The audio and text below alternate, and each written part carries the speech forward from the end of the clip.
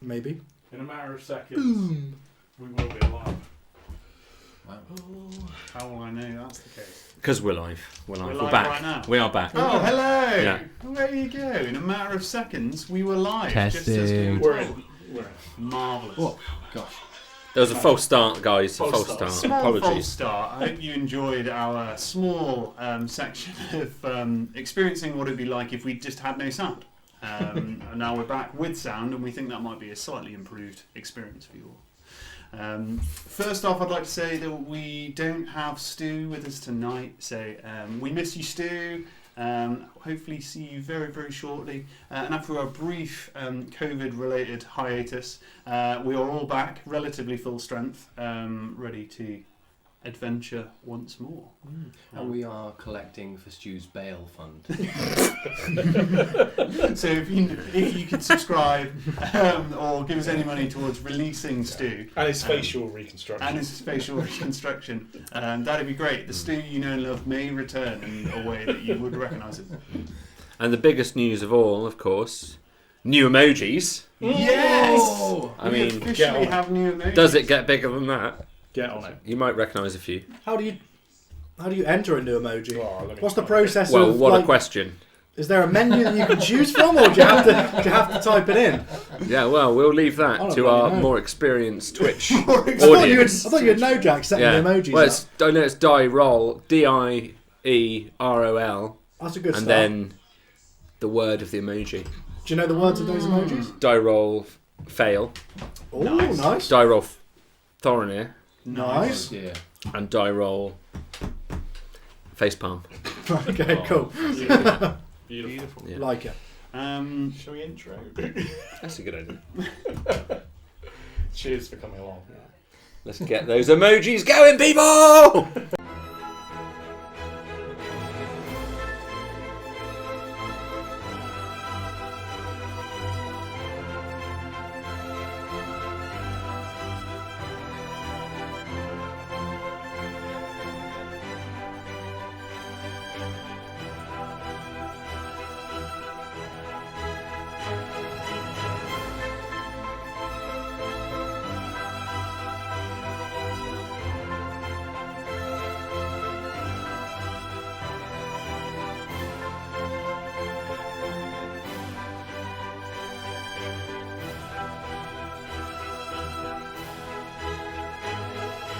Hello, boys. Pink lemonade?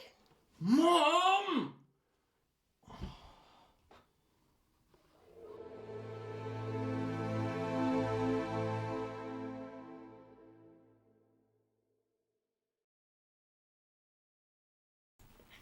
Hello, and welcome back.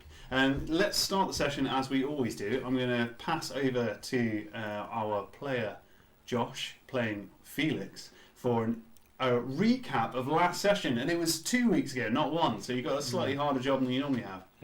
It's time for Felix's kerfuffle! Hi. Last session was session 4, and we joined our party as they were about to fight a steam boiler man. Can you remember his designation? Destructo 5000. Destructo 5000. We'd figured out he'd been retrofitted with the 6000 upgrades. Because he had the chainsaws. Yeah, And the extra arms appeared. yeah, very That one on nice. that model, yeah. So some of us fought this construct, Malkin, Yeah, Felix, Thorinir, while Elantrix got hold of Not, the strange horned elf, and generally feigned disliking magic, because we all know you're actually a bit of a magic user. Sneaky. The gnomes that were building the bypass through the town saw all of this happening, generally got involved, generally got confused, and at the end of this kerfuffle, Elantrix managed to explain to them that they saw 6 elves come through, and they generally nodded and agreed that if everyone forgot this had happened, we'd all be better off for it. The party, having done this combat, started moving north again towards, where are we going? Bastion, and carrying Not in tow, technically as their prisoner. They told the gnomes that they were going to take him to Equa, I believe. However, we had been told that actually, just to give the main quest overall, we are heading towards. Thank you. And there is some kind of veil or defence that means that we won't be able to get in, or at least it will be difficult to get in. There's some kind of check that the gnomes have erected. You're welcome. To stop any old people getting in. So we need to consider that. We might need to have to contend with that. But on our way is Bastion. So we headed off to the left through the trees. We didn't give Malcolm a flying potion to carry him along on a rope. We should have. We made a mistake there. Night was settling in. It was getting dark. We went through this forest. Nothing seemed untoward about the forest. It seemed like a normal old forest. And then headed into Bastion, which is kind of in a deep valley. And there's a number of tents and literally hundreds and almost thousands of tents, which is this group of stragglers, essentially misfits and people that don't fit within Equa itself, including not the horned elf. But also on our way, we met towards the end of the session Bandor, who we'd heard of before, an ex-soldier, maybe an ex-navyman, maybe. Singer and general entertainer. He was very, very drunk, or at least he was drinking heavily. Whether he was incredibly drunk or not, we couldn't tell. We actually realised that Not had taken on the form of Bandor when he was caged, and we uncaged him. So we had seen his form before. There was a little bit of chat, two ways with Bandor. Felix got a lute and played some simple power chords with Bandor. Bandor was very lovely to play along with him, and Not revealed the fact that he had taken on the form of Bandor when he was imprisoned, and Bandor sort of squared up to him a little bit, went back into his navy days, and pretty much said, "What have you done?" That is where we finished. I'd also like to side note, there's a library which Elantrix is very interested in this small kind of shanty town, and who knows what we'll meet, who and what we'll meet this session. Thank you very much. Thank you very much, Felix. You find yourselves outside of this big kind of canvas tent. It's a bell tent for those of you tent enthusiasts out there. It's a bell tent, so it's centrally supported, and it's relatively large. This is Bandor's tent. You'll remember outside there is a small ring of stones that are laid that have obviously been used as impromptu seats for those around. And there's a fire pit in the middle that isn't lit, so it's quite dark. Everyone here has night vision. It's just Malcolm, who is present currently. Thank goodness. Is present currently, who can't see, or can't see very well. Yeah. And you immediately are confronted by this seeming altercation. Bandor has warned Not that he's done a very silly thing, just as Felix recounted to us, that he took the form of Bandor while imprisoned. He said that the reason for that was because people like Bandor, so he felt it was a better form to take. And you can see that Not shifts his form fairly regularly. It's a fairly common occurrence. Despite it being, you're probably getting very tired at this point. It's dark, it's in the middle of the night, it's very late. You probably think it was the early, if you were in a populated city or town, it'd be early bells, so it'd be the time that people were ringing the bells early to denote the night watchman to change for the morning watch. However, there is an awkwardness in the air. Neither Bandor nor Not have said a thing. Bandor has continued to drink and sat on one of these stone steps, not necessarily talking to anyone, no longer singing, no longer playing his concertina. And Not is sat on a different step, completely silently also, sulking in like that. That is where the players find themselves at the start of the session. Pray continue. They called us a Bastion, you know. Bastion. What were you expecting? A bastion. That's what I was expecting. What do you believe a bastion to be? Generally a fortification. Maybe some 6-foot timber fences. Generally a military fort. This is an encampment, not a bastion. I wouldn't let these things worry you, Zolan. I don't know. They want to go and fight some elves. If they're a bastion, maybe. A fortification or a stronghold, but I think these people are dreamers, I think. Maybe dreaming a little bit too much. Why don't you build one? I'm old.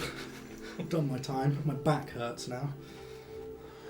He's quick to complain. Felix is tuning the lute, but like anyone who's got a musical ear knows it's a bit poor. He's going up, he's going over, and he's going under, and he's like, I just can't get the note. It's just, yeah. Thought he's sensing an over tightening. Yeah. And as this is happening, Malkin heads over to Bandor. They start having a conversation. It's fairly muted, so you don't hear much about it. But as this happens, they're passing this strong brown liquor between the two of them. Malkin's enjoying it very much, as is Bandor, but they're just having a muted conversation. It seems fairly sullen compared to Bandor's relatively carefree attitude from earlier this evening. Be careful, you haven't drunk in 2 years. I know what I'm doing. Was that Malcolm? Yeah, I like it. Like he's here. I like it a lot. Hope That one he's was watching. finished. Hope he's watching. It's a good time for the facepalm emoji. Yeah. Good time. Yeah, load up your emojis. I don't know how long they're allowed to stream for where he is. So we've come to this place. People have asked us to come here. The Sildan man asked us to come here. The North man, he asked us to come here.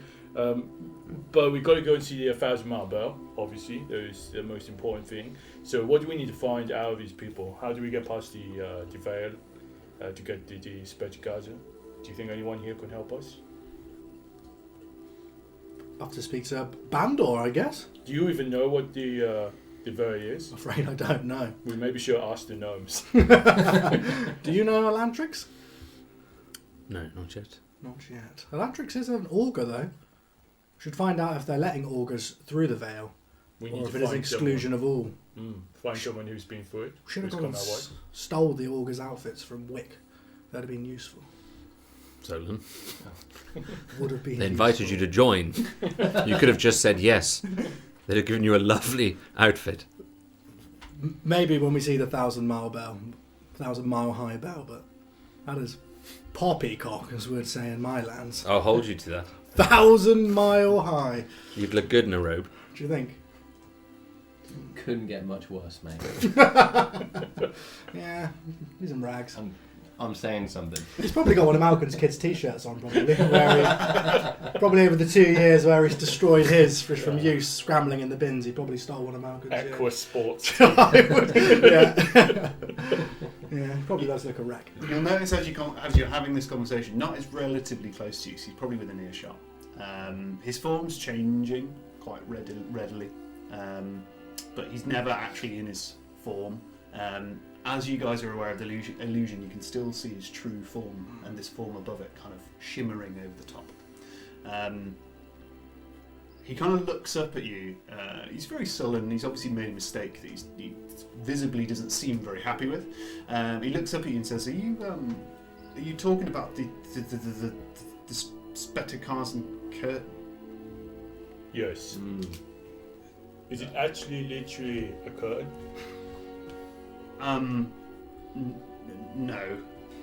It's a gnomish device of some kind. Do you know anything more than that? Is it magical? Is it physical? Is it comical? Forgive me, but it's hard to tell with gnomes, isn't it? Okay. You've not come that way? No, I've heard a lot about it. I've heard of a way through it. Oh, you've got what? Pray tell.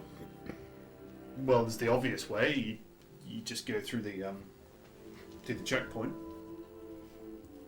Is anyone around here you think you would know which way you go through the curtain? Well, of course, Sylvan would know. Okay. And he's back now, isn't he? True. Yeah. I imagine asleep, but back. He'd definitely be able to get you through. Is he trustworthy? It's hard to tell. He is arranging something to get these guys through. It's hard to tell with Sylvan. He doesn't give much away. But then again, I guess I'm relatively biased. We stand on opposite sides of what we want to do here here. He's not exactly my best friend. Well, maybe we should wait till the morning. I know that Malcolm needs to sleep. He doesn't look very well. Malcolm is continually drinking Yeah, at this point. he's going to be asleep soon. I've had enough. That's pretty much it. Pretty much it. Him and Bandor are obviously enjoying their cups. It's just a cough! Bandor seems in good spirits all of a sudden. I think the drink, the camaraderie is kind of rousing him a little bit. They look that they're going to keep going for a little while. Yeah. You're welcome to. Obviously, the conversations are closed. However, Not will look at you and say, I know that you need a place to stay. My tent is right next to Bandor's. You can see it here. He points towards the tent. It's a relatively small affair. It's kind of burgundy-coloured, patched here and there. He points to it and then he does leave. So he goes into his own tent, but he doesn't lace the flap behind him. So he kind of leaves it open. Cool. I think Felix is probably going to crawl up in front. He's very much in the need of a long rest. And he'll sleep much like a dog in front, but probably on top of his sword. So Okay. So in front of the tent. In front of Not's tent. Yeah. And is there a clear sleeping area of any nature? When you peek inside, it doesn't have a carpet or a floor. A lot of these tents are just canvas, kind of nailed into the ground, your tent pegs. There is a bedroll that's clearly Not's bedroll, and very few effects, if you like. You'll notice that he sleeps really close up until the far wall of the tent, but not touching it. And on his far side, so furthest away the door, he sleeps with a book that you won't really have seen before. It's fairly basic, it looks like it's cloth-covered ashen. He sleeps with it on the far side, and he actually sleeps with his back to the door. You'll notice that as he sleeps, he is in his true form. Is he sleeping already, or is he just... You don't know. It's hard to tell. Yeah. He's breathing fairly lightly, but it's hard to tell. There doesn't seem to open sort of sleeper. Well, he's facing the other way, so it's hard to tell. There aren't any other bedrolls, but you guys are adventurers. You may have bedrolls on you. If you don't, there's stuff around. You could probably ask somebody, but that's pretty much all of it. Any trees around? Sadly not. There isn't a huge amount of foliage or trees in the Bastion. It's this rolling hill kind of structure. Other than the forest you just left, it's kind of just rolling grass. A lot of the grass here has been pushed down. It's not this kind of foot-tall bladed grass that's everywhere. It's kind of been pushed quite. It's almost as if lots of feet have put it in a relatively comfy kind of situation. You go in and there's a kind of muddy, grassy floor. Yeah, something like that. I'll find a spot and turf it up a bit. Nice. I have a bedroll. Inside. Have a bedroll. I'm going to enjoy it. Cool, you're going to bed down. What about yourself, Sir? Everyone else is bedding down.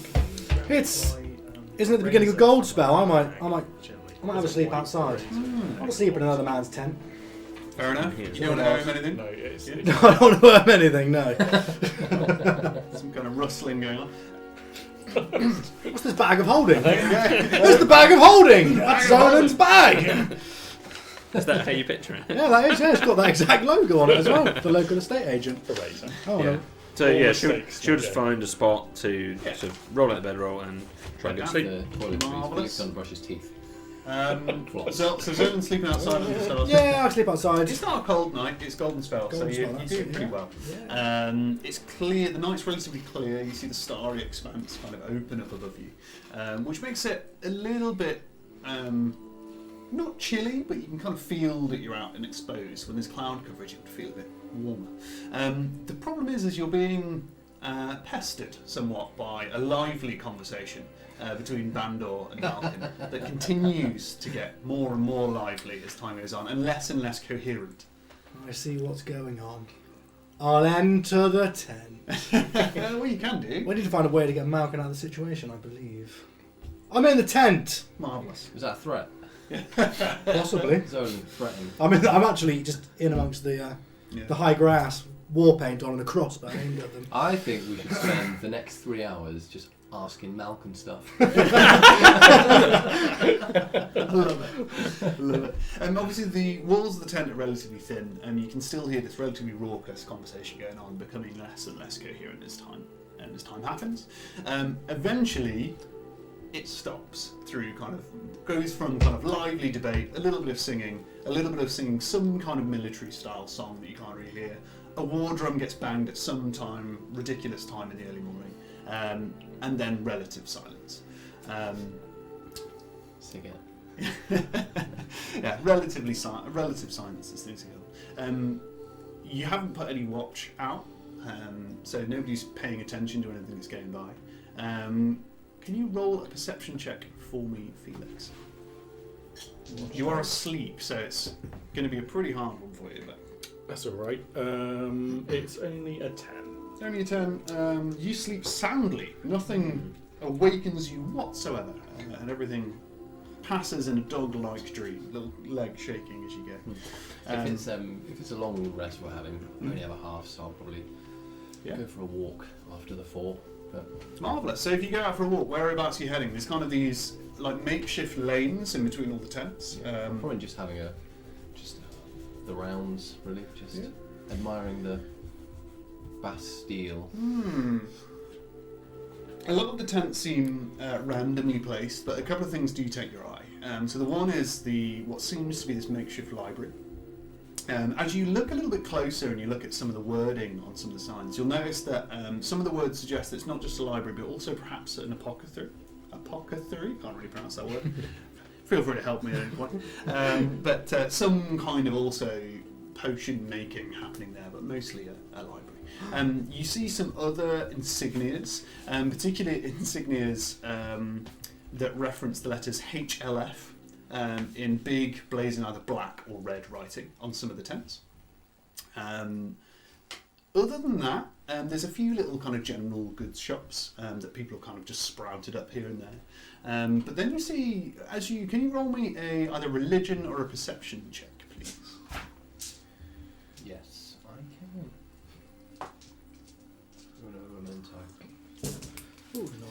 You do either, it will just slightly affect the information you get.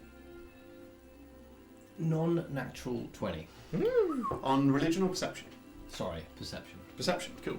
You see little either whittled pieces of wood in certain shapes. Some of the shape of a very vague shape of a woman. You also see piles of stones in various kind of places. You don't know what they are, but they obviously have some form of significance to the people that live here. You can see the way the grass around them is shaped, that some people have spent a fair amount of time kneeling or stood around them. You also know, because you've experienced this world, worship of the gods for most people is highly illegal, or very much frowned upon. There's only one god that's especially outlawed, which is the god of magic. But the rest are generally as close to outlawed as they can be without being arrested in the street. So this is very unusual for this culture. This is one kind of figure that's carved. Slightly different. So the wooden structure is definitely a woman, but it's hard to depict. It's hard to know who that is. But there's definitely kind of piles of stones that have been placed in various places. But other than that, it's kind of hard to really know what they are. There was one particular one which caught your eye, which was close to the library, which was actually a single piece of obsidian. So black, very dark stone. Who knows where they got that from, because there's no volcanic activity to your knowledge around here. But it's definitely been shaped and placed outside. I'll check that one out a little closer. Yeah. It's hard to make out any real form of it. It's obviously figurative, but you're not really sure of what. You don't know if it's just a piece of artwork or if it has any significance. But again, there's obvious markings that less in this case, but people have spent time stood around it. Mm-hmm. Is there anyone else around right now?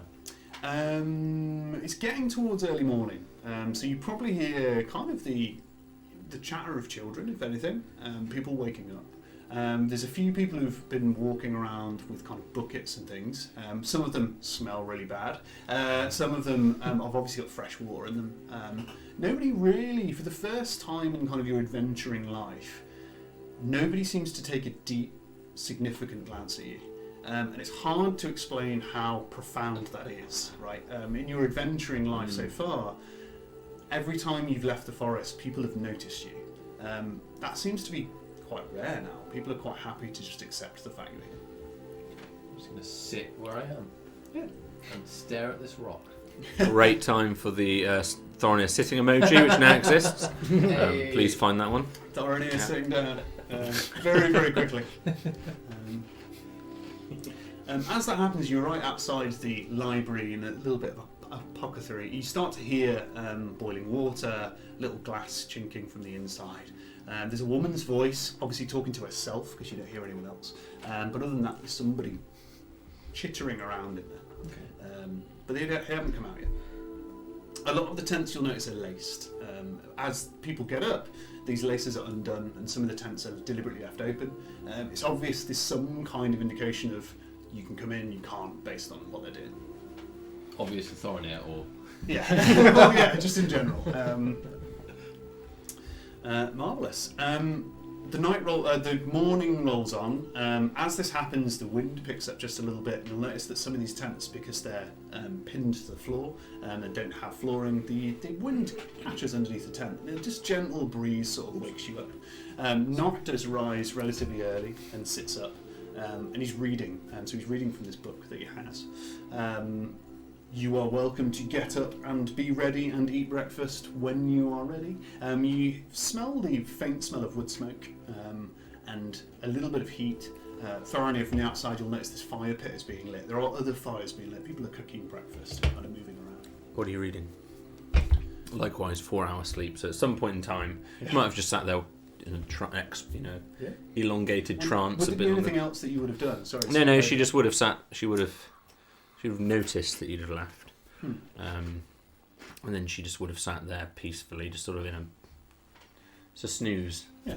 A post-sleep snooze. Thorinir would have been like sneaking out, like trying not to wake either of you, any of you. Yeah. But she probably after like an hour of him reading it, she'd finally say, "What are you reading?" He jumps because he obviously hasn't noticed that you're awake. He jumps and kind of says, "Oh, it's kind of hard to say. I think it's the book of my people." Interesting. I like to read as well. I don't think you'd like this book very much. I suspect I would. It's very, very special to me, but maybe at some point you could read it. I have many books which are special to me as well. I would like that. I'd like to share it at some day, but I'm not really sure about this one just yet. Is it religious? I'm not sure. In a manner of speaking, yes. But also, no. It sort of is me. I guess it's my book. Does it speak of the past? Of history? It more speaks of power. Power in the world. And how one can shape it and use it. I'd very much like to read that book. I can share you one of mine. Perhaps teach you some things that you've not seen. I would like that. But I'd appreciate if you left me to read it for now. She turns away. He continues to read, and then eventually you'll notice he puts it away. So he kind of it's not a very big book. It's quite slight, and he manages to put it somewhere. But as you notice, he manages to change his form fairly readily. So whether he's hidden it in his robe or whether it's just on his person, you can't see it. It's hard to immediately tell. Okay.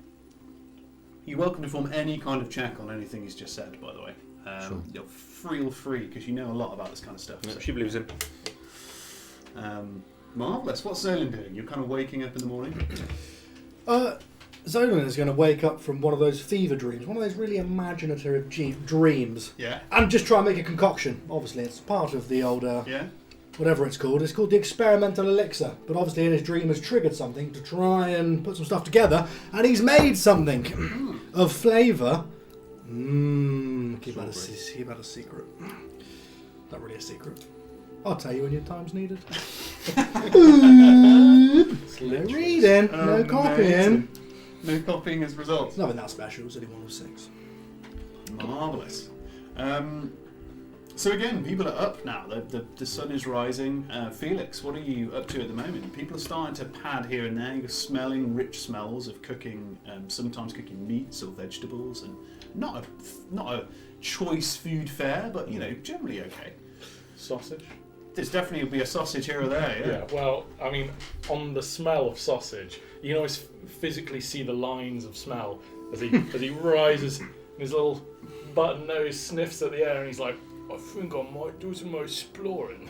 So he's going to take his sword and he's just going to stick it hard in the ground with all of his strength and then just be like, no one's going now. Yeah. And then he'll take a bit of a wander and try and find someone who's maybe frying sausages or eggs and beg.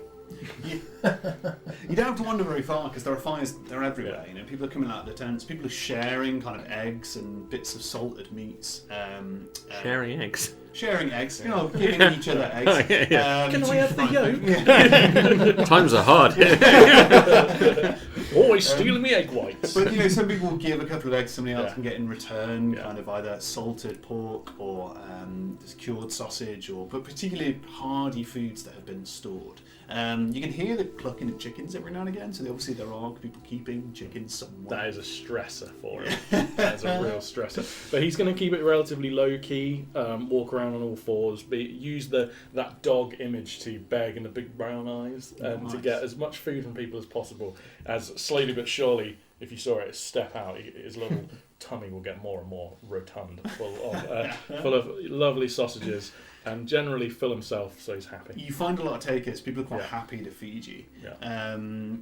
People are quite happy to feed a dog in Bastion. So lots of people, particularly children, will slip you bits of food here and there, kind of dense, strong breads. And he'll play the part completely. The rollover, the tummy, everything.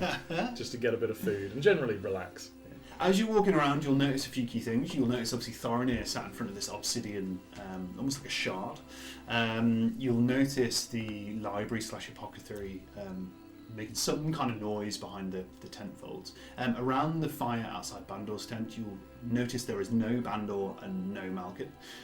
You do see Sildan stood there with a small contingency of elves, a small family. He's having a conversation with them and they're sharing breakfast. He's going to try and overhear their conversation. It's not hard to do. They're not hiding this conversation. Sildan's obviously talking to them about his belief that they have to mobilise. That actually the only way to really be taken seriously by the Elven Kingdom is to sow discord through either basically burning farm holdings and causing a disruption of trade along trade routes, banditry, kind of that kind of thing. Not specifically saying about hurting anyone, but particularly that warfare. The father of this family and the mother of this family seem to be taking it very seriously, and the children are just kind of playing and not really taking much notice. But they are all of some kind of elven descent. However, after seeing Bandor, it's hard to tell what a real elf looks like. Seeing Bandor, it was very obvious that he was an elf. You saw these kind of bronze feathers in his hair, and he was very... if you had to look in a children's book of what an elf would look like, that would be the image. And these guys seem somewhere on that spectrum, but it's hard to tell. Particularly Sildan, it's really hard to place him between kind of human and elf. Cool. So given that he's heard this conversation about kind of the more heavy-sided things, he's going to try and seek out that opposite conversation. He's not crazy smart, but he knows that kind of banditry is not his thing. So he's going to try and find people who are maybe a little bit more diplomatic. As you look around, you see lots of different people, and when you say the opposite side, it's fair to say that very quickly you would have picked every single person along that line. So people are divided heavily, and people couldn't give a damn when I sat outside the tent playing a small drum, thinking that it's just wonderful that they're here, all the way through to people who deliberately think, no, we need to make some kind of formal group that can entreat the Elven Kingdom and attempt to carve out a life for ourselves. There's everything here. You even see one of these tents that has HLF written on the front. There is a halfling out the front, and you are pretty sure he is mixing some kind of explosive concoction. Had a big jingo. Yeah, both of the sides of his heads are shaved, and he's wearing kind of leather armour. And he scowls at you as you walk by, but there is everything here. Cool. It's Glastonbury Festival. I was thinking Glastonbury. Cool. In which case, he's going to try and keep his mind on the objective, and he's going to actively search for someone who looks clean, like they've recently travelled from Equa direction or Spetgaza, kind of someone who looks like a town folk. Go with a investigation check for me. If you decide to have any of the rest of the party help you, they can roll with you, or you can get advantage. But if you go and doing this alone, it'll just be you. Yeah, 14. He's just wandering. He's wandering around on his own. He's got a full tummy, but he's trying to focus on heroic deeds. So, cool. 14.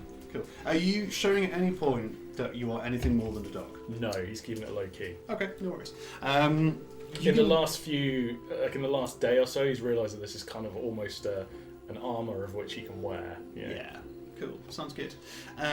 Most people don't question it, and there are other dogs here and there, so people don't really question it. Yeah. The vast majority of people here are entrenched, you'd say. The vast majority of people have been here and have always been here. Well, for a long time. They've got rituals. They kind of live as if they've lived here a long time. You'd say at least a year in some respects. Of people who look like they have been around recently, you know that Not has. You know that Silden has. That's really obvious based on how they compose themselves and how they talk. There's a couple of other people, but they tend to be hardier types. Often they're wearing leather armour. They're often armed. Being armed is quite rare. So you see people, particularly in leather armour, very light-footed, often wearing darker shades, some wearing natural shades. They don't look like particularly pleasant people. There's often humans, halflings, and elves. But there's very few that you'd say you probably caught 10 out of the 100 people you've seen so far. Okay. Sweet. And he'll circle back to the camp. Marvellous. What are we doing? Do any of them return? So Felix is heading back now. Yeah, he'll be out of camp. Thoroughly, are you still sat outside? I've been trying to find the right pitch Yeah. to get a response. As this happens, you hear a little voice, and a little voice, and it's a little girl's voice, and you hear it say, "He won't talk to you." Who? You notice it's coming from behind you, and as you look around, there's a little girl, a half-elf, it would seem, very clearly half-elf. Says, "Oh, Void doesn't talk to anyone these days." I go a bit pale. Void, you say? Yeah. Void who? Well, Void, you know, the voice in your head. Void. Yes. And Void used to speak to people, Not to me. but to other people in this Bastion. Some people, yeah. Were these people good people? I don't really remember, but my mum says no. But the apothecary, she likes to keep him out here as a reminder. Is this generally treated as a good thing to have around? I don't know. Some people have bad thoughts, you know, and sometimes it's good to make sure it's not void. So they come here. What about these others? Well, you know, everybody does different things. We're not allowed to keep gods, but some people do here. I don't. It's not very. It's not my mum and dad say it's not a good thing to do. Because I'm from a place where you have one. If there are two, number two must go. Everybody's different here. It's hard to keep track. Okay. What's your name? Sorry. I'm Glenda. Oh, I'm Thorinir. Nice to meet you, Thorinir. Have you been here long? We've been here a long time. We were one of the first. And how long has this place existed? 2 years. 2 years. I know because I'm 2 years older than I was then. I've had 2 birthdays here. Makes sense. I don't really know what happened in the last 2 years. 2 birthdays. 2 birthdays. Yeah. I've had 2 birthdays too, I Ah. think. Are any of the void voice hearing people around right now? Not anymore. This is the only one. The only shrine. No. Do they often come back to it? Well, Kendra often talks about it. The apothecary. Not used to come here quite a lot. Not anymore. But he used to. Okay. I like Not. He's funny. I think I like Not. He can change his face. I've seen. I think that's got him in some trouble. Some people are afraid of him, but I think he's nice. Okay. I do too. I'm going to go see him now. Have a good day. You too. I'm going to head back. But I'm going to stare for 10 seconds longer at this void. Yeah, it's just Just try and hear. It's vaguely crescent-shaped, but it's just a big piece of obsidian. A lot of these shrines, as she called them, don't really have a particular form. You don't know if that's deliberate. It's hard to tell. Okay. And then I'm going to head back to camp. So you come back and you meet the rest of the people here. You've kind of assembled slightly. Silden's within earshot and he started to see you. He kind of, after this family's gone and they've finished eating breakfast, he comes over to you all and say, "Well, glad to see that you made it. Where's Malkin?" I assume we can hear. Bandor and Malkin haven't arrived. I have no idea. I don't think we're going to be seeing Malcolm. Right. Okay. Interesting. He never could take the booze. I see. He's met Bandor. That is one of Bandor's many weaknesses. He likes to drink, and he likes to drink with people. Did you have any issues in Wick getting rid of the old evidence? Quite a lot. You guys do know how to make a mess. But yeah, luckily I managed to get in and out relatively quickly. I had some friends help me get back relatively quickly as well. So yeah, it wasn't the hardest job I've ever had to do, but here we are. Did you find any trace of our lost friend? I'm afraid not. Claro. Not at all. Nothing. No. If you hadn't have told me he was there, I wouldn't have noticed. Okay. So you've asked us to come here. What do you want from us? We didn't have to come this way. It's what do you want from me? I thought you wanted to get to Spedakaza. We do, but preferably without having to write a whole load of documentation. We'd quite like to just go. You just go, you'll just be arrested. And then you'll find yourself to Equa very quickly. I really wouldn't recommend it. It won't take me as long as I thought. I've got everything I need here. A couple of days at the max. If we're really unlucky, and it would take longer, but I doubt it. I think, let's be honest, your guy's case is relatively complicated. There's a disparate group of you, but I genuinely think this is your best chance of getting in. Elantrix makes it far easier. Is not here as well. Yeah, he's sidling out of his tent. Obviously, you stood outside of his tent. He doesn't immediately join the group. He obviously feels a little frosty towards Silver.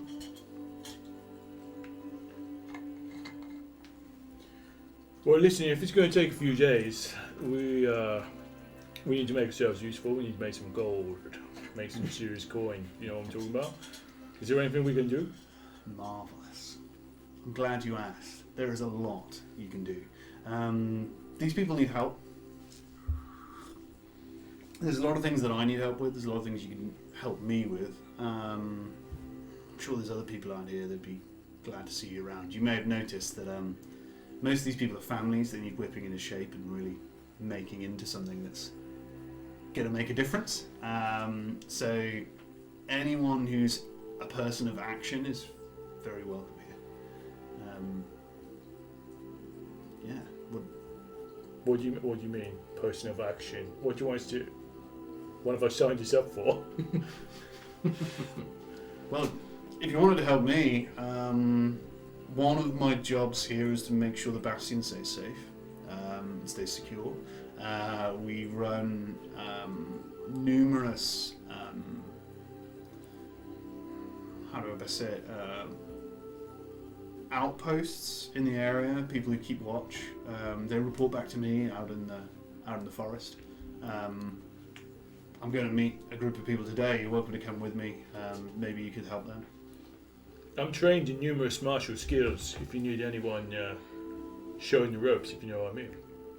That'd be perfect. Yeah, I think that'd be good. Leadership skills, sword skills, bow skills, Bow hunting skills. loot skills, Looting. That may come in more on. That may become more useful. No, I mean, I don't do looting. I'm a hero. I don't steal much. Sometimes it's one of the same thing. Interesting. We'll have to talk. But yeah, I'm meeting with a group of people about midday today within the forest. You're welcome to come with me, learn the ropes. If you're going to be sticking around for a couple of days, it could be useful to have a keen pair of ears, keen pair of eyes around. Our safety here isn't granted by chance. You know, there's honest people working hard to make sure we're not found. Kind of has a big stretch. It's early in the morning. Scratches his little head. What do you think, Zolan? I don't want us to go too far off the path. I'm interested to learn a bit more about the people of Bastion. In all honesty, don't do anything brash, but I don't know whose side I'm on. Be it Knott's, be it Silden's. If we was to help anybody, I'm not sure, so... Okay. I'm up for spending a day with Silden, and maybe tomorrow we can spend a day with Knott and see what him and his crew say. Well, look, you've got the morning. About midday, we're going to head out. I probably should get back to drafting these documents best I can.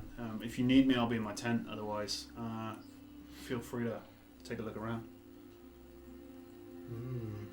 Would you reckon Landry's? With that, he does go. He obviously, once he's made a decision he's going to do something, he's off, like unless you stop him. Yeah. And he will go straight back to his tent. You'll notice again that it's unlaced and open. I think we need a backup plan if the paperwork doesn't work to get us through the curtain. Like you say, I'll probably get through, but you three and Malkin, people know of you now. You'll be fairly recognisable in most scenarios, so if that doesn't work, what's plan B? You don't want to get captured. Just the curtain that we're worried about? Are we okay once we get there? Once we're in Spedikaza, yes, you're with my augurs. I'm only worried about proving this 1,000-mile bell does not exist. The curtain is nothing. We can always fight our way through. You've got me. No? No one wants to do that one? So about the plan B. We always have illegal magic. Shh. Speaking in a hushed tone. Speak louder. What did you see on your walk? Many things. Many religions. This place is full of religion, full of gods. I don't know what any of them are, apart from Void. Void. Void was here. There are still followers Followers of Void. of the Void. Knott does speak up. He's still there. It kind of makes you jump because he's so quiet. It's hard to kind of realise he's still there. So, well, there's a lot fewer of them now, obviously. Since the heroes did what they did, a lot of us don't hear Void anymore, which is a welcome blessing. Please explain Void's voice. It's less of a voice. Some of us, you may have noticed, are sensitive to thoughts. Void thought a lot, very loudly. Of those of us who are sensitive to it, it's waking nightmares, things changing, not knowing who your family were, not knowing why you're here. Generally madness. Not always. We had the luxury of being fairly far away. I've heard stories about those who were closer. But everybody's different. Some people are sensitive to such things. I met very few others, but obviously I'm eternally grateful that it doesn't seem to be the case anymore. Since the ringing of the bell, relative peace. So after a little bit of self-questioning and the higher plan for Thorinir and this gang of people, he's going to say, so these heroes, they did a good thing. I would certainly say so. And he's looking at the heroes. There's one. There's one hero. Me? They did a good thing. Oh, it is only me, isn't it? Yeah, that's true. Malcolm!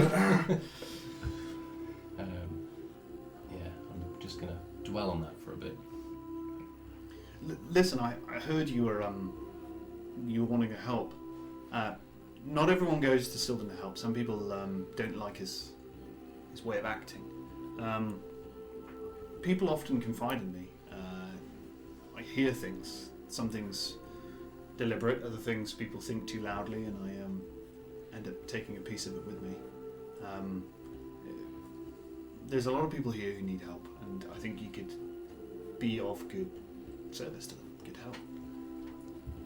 Could you get us through Spedikaza?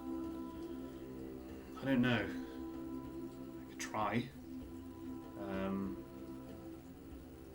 It wouldn't be pleasant.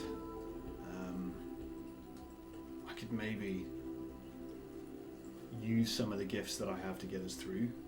I do have the luxury of being able to change what I look like, which is useful. Equally, I don't know. I don't know if it would work. If what would work? Well, I'm pretty sure that Zolan knows a lot about these things. I'm pretty sure if I manage to access some of his memories, it might help me figure out what this thing is. Could you turn him into a real hero? I can't change who he is. Yeah, but you might be able to find his bravery, right? I mean, you know what I'm talking about. I definitely wouldn't hurt him. But I don't know. It could work. What do you want you all to find out? I don't think I have any knowledge for you. Sometimes it's buried. When I was listening to you all earlier, you know an awful lot. I just think with that knowledge we might be able to find out what this thing is. There's curtain. Yeah. I don't think I'm up for a mind reading session, in all honesty. Fair enough. If we go and I see it, and we can't figure it out, maybe. But now, I got some secrets that I don't want to reveal. Fair enough. I understand. Like what that 6 roll meant. I've got a plan for that, maybe at some point. Nothing special. But the offer still stands. I'm useful, but I can't guarantee I'd be able to get you across the curtain. I haven't seen it. I've heard stories. That's about it. We could do that, and then plan B, we just go on in with your sword. Is there a plan C? It's really good. He's like poking Elantrix. He's ignoring him. I know in the arena you like to fight, but given the situation, I suggest it's probably not the best idea to attack the Equa guards, the Elven guards. They might just like run away because they're just like, oh no, it's Felix flying away, and I'll be like, whoa, no, run away. We haven't got to make a decision now. We're here for a couple of days. I think we should go to the library for the morning and meet up with Silden this afternoon. No offence not, but we can hear all sides of the story, and by all means we'll see what Silden's got to say. We're here tomorrow. None taken. I'll be here. Sometimes people come and I hold counsel here, help people through their problems. If you need me, I'll be here. You do notice as he's talking about this, various people have kind of emerged. They differ. Some people are relatively well dressed with families. There's also a few weirdos, is the best way to put it. People who are strangely dressed, maybe don't quite look right. Some seem really happy, some seem really dishevelled, but there's a small collection of people gathering around Knott's tent. Watching us, or watching, again, it's really hard to describe because you guys are used to being kind of a centre of attention wherever you are. That just doesn't happen, which is alarming by the fact that you are almost insignificant is quite rare. But they seem to be gathering and they're looking at Knott, and as you kind of decide you're going to go a different way, he retreats back into his tent and they form a bit like a queue, and people are going in and they're generally talking to him, and he seems to be having a chat with them. He generally changes his face quite often to various forms. Sometimes if a child walks by, he'll change his face into theirs and they'll laugh and he'll kind of do various things, but he's generally just talking to people. Celebrity. Yeah. Are we by Bandor's tent? Is he nearby? The tent's there. Nobody has emerged yet, and it's still laced. Yeah. I'm gonna poke my head in. Yeah, you have to unlace it. So it's laced down to the bottom, so you have to really get down and kind of unlace it. You poke your head in, and it probably isn't surprising to you. A couple of more empty bottles. Malkin is just laid face down on the floor, and Bandor's kind of strewn over kind of one side, and neither of them are in a bedroll. They're just kind of still relatively fully clothed, just kind of laying around. Relatively. That's what I was about to ask. Have they got clothes on? Just a Slight Oh, form of I undress. see. Roll a d12. Is there a stale aroma? Stale aroma. Yeah, there's only a The morning after the night before kind of there's aroma. that kind of thing. Yeah. They are obviously breathing and moving, so you could probably rouse and wake them up if you wanted to, but generally speaking, they're sleeping. Leave them be. How drunk are they? Are they really heavy? Could we like make one hug the other and then just leave, just for fun? Probably. Do you reckon? Let's do it. Yeah, do it. Just because Malcolm's not here, let's do it. Do it. You arrange them. Yeah. Arrange the bodies It's a lovely spoon. Malcolm's the little spoon for sure. Are you doing this, Simon? Well, I'll need help. I'm not strong enough to do this on my own. Is it a sleight of hand roll? I will need help. Malcolm's the little spoon. Felix will help. You help him, yeah. So it will be a strength check. Whoever wants to do it, you can roll with advantage because you got help. This is hilarious. It is going to be a 17. Yeah, you're easily going to be able to Yes. move both. And Bandor is quite slight in his frame. He's quite broad, but he's very kind of dexterously built, athletically built. Malkin, as you know as well, is quite athletically built as well. So they're not heavy individuals. So yeah, you can feel free to move them to your heart's content. To which way are you arranging them?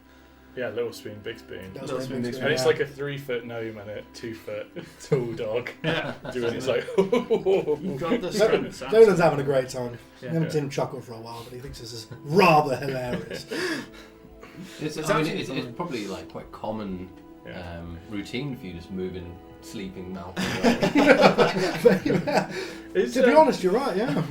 Is Bandor. Bandor, is he freshly shaven? His face, Yeah. is completely smooth. Yeah. So Felix is going to do this thing which you've not really seen anyone do before, and he's going to rustle his hair and like hair is just going to fall out. He's just going to lick his paws and he's going to stick the hair over Bandor's upper lip to make him look like he's got a moustache, but it's just dog hair. So that's just, this is your classic. And Antrix is just shaking her head.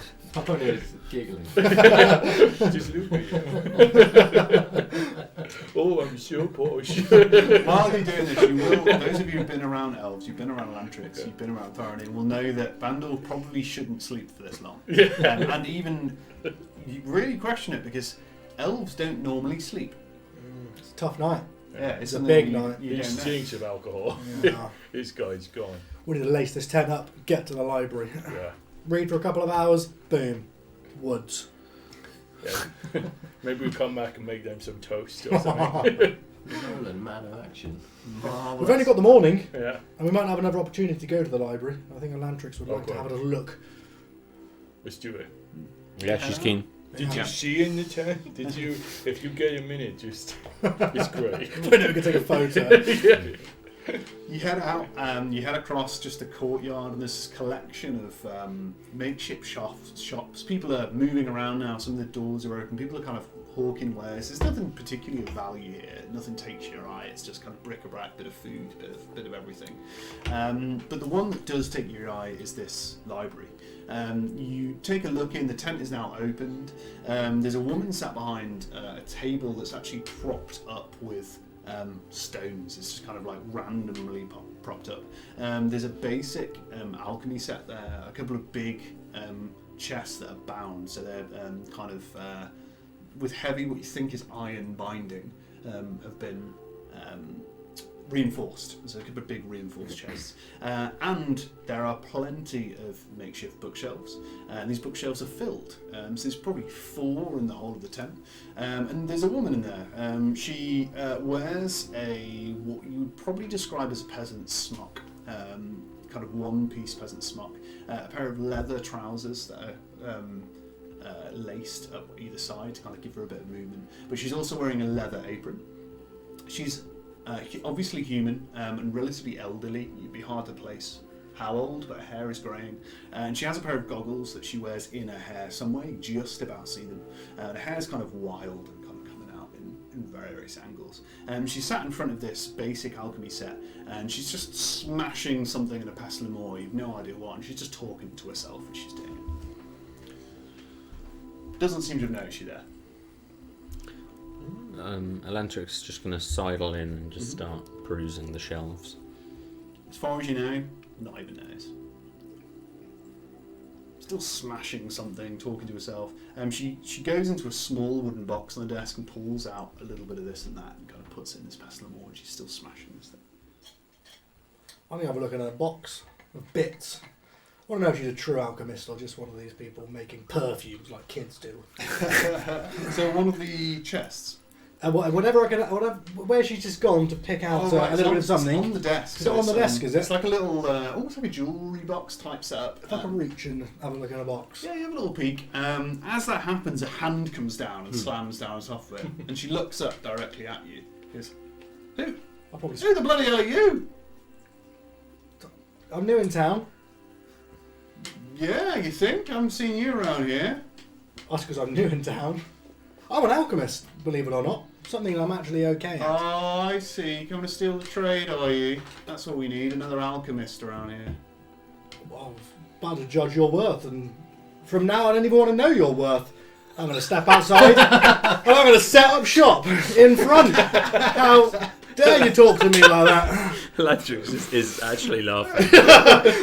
In the tent. I leave the tent and I'm just going to get my supplies out and I'm going to start offering my services right outside the tent. Thought, grateful lady. Just gobsmacked. Yeah. Absolutely nobody's done this. She's got more respect than this. Yeah.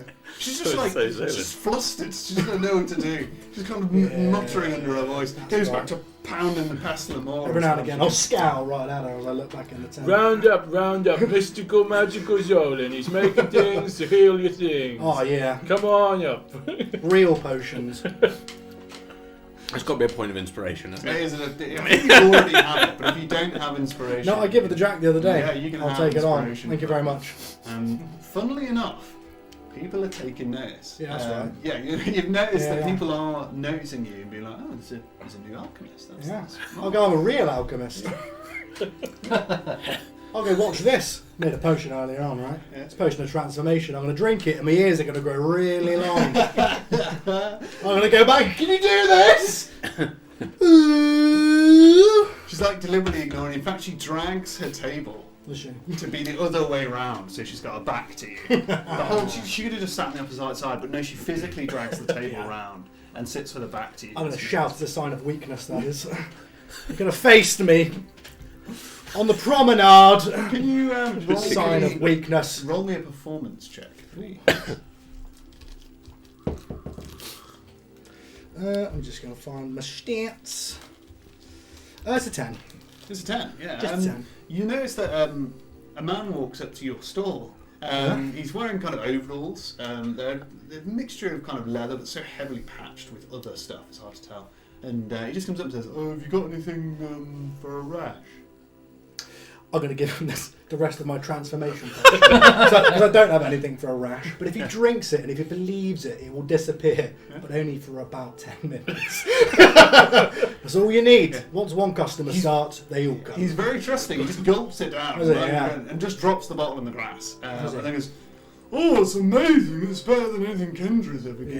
It's that's right. really good. Thank Did you hear that? I'm shouting back. Did you hear that, Kendra? Love it. What's your name? Zolan. I'm going to tell everyone about you. Actually, I shouldn't have said that. I'm going to tell everyone about you. He goes into his pocket Yeah. and he's like, how much do you That's want? on the house. Spread the word. On the spread That's the word. Spread the that's word. amazing. Thank you. It's okay, Thank no you. worries. But he goes out and you can hear him saying like, "That man just healed my rash." Just talking to people as he goes. Excellent. Your bruising books. Just Yeah, all laughing. it's a little of each. Yeah, yeah. She was momentarily distracted by Zolan's performance, just Yeah. shaking her head. But she's looking through the bookshelf to see if anything grabs her attention. Are you looking for anything in particular?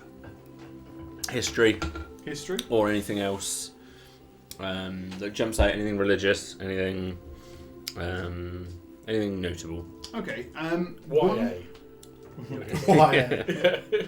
Yeah. What you'd notice as you're looking through is some of these books are bound properly, and they've obviously been taken from either private collections or a library or something else.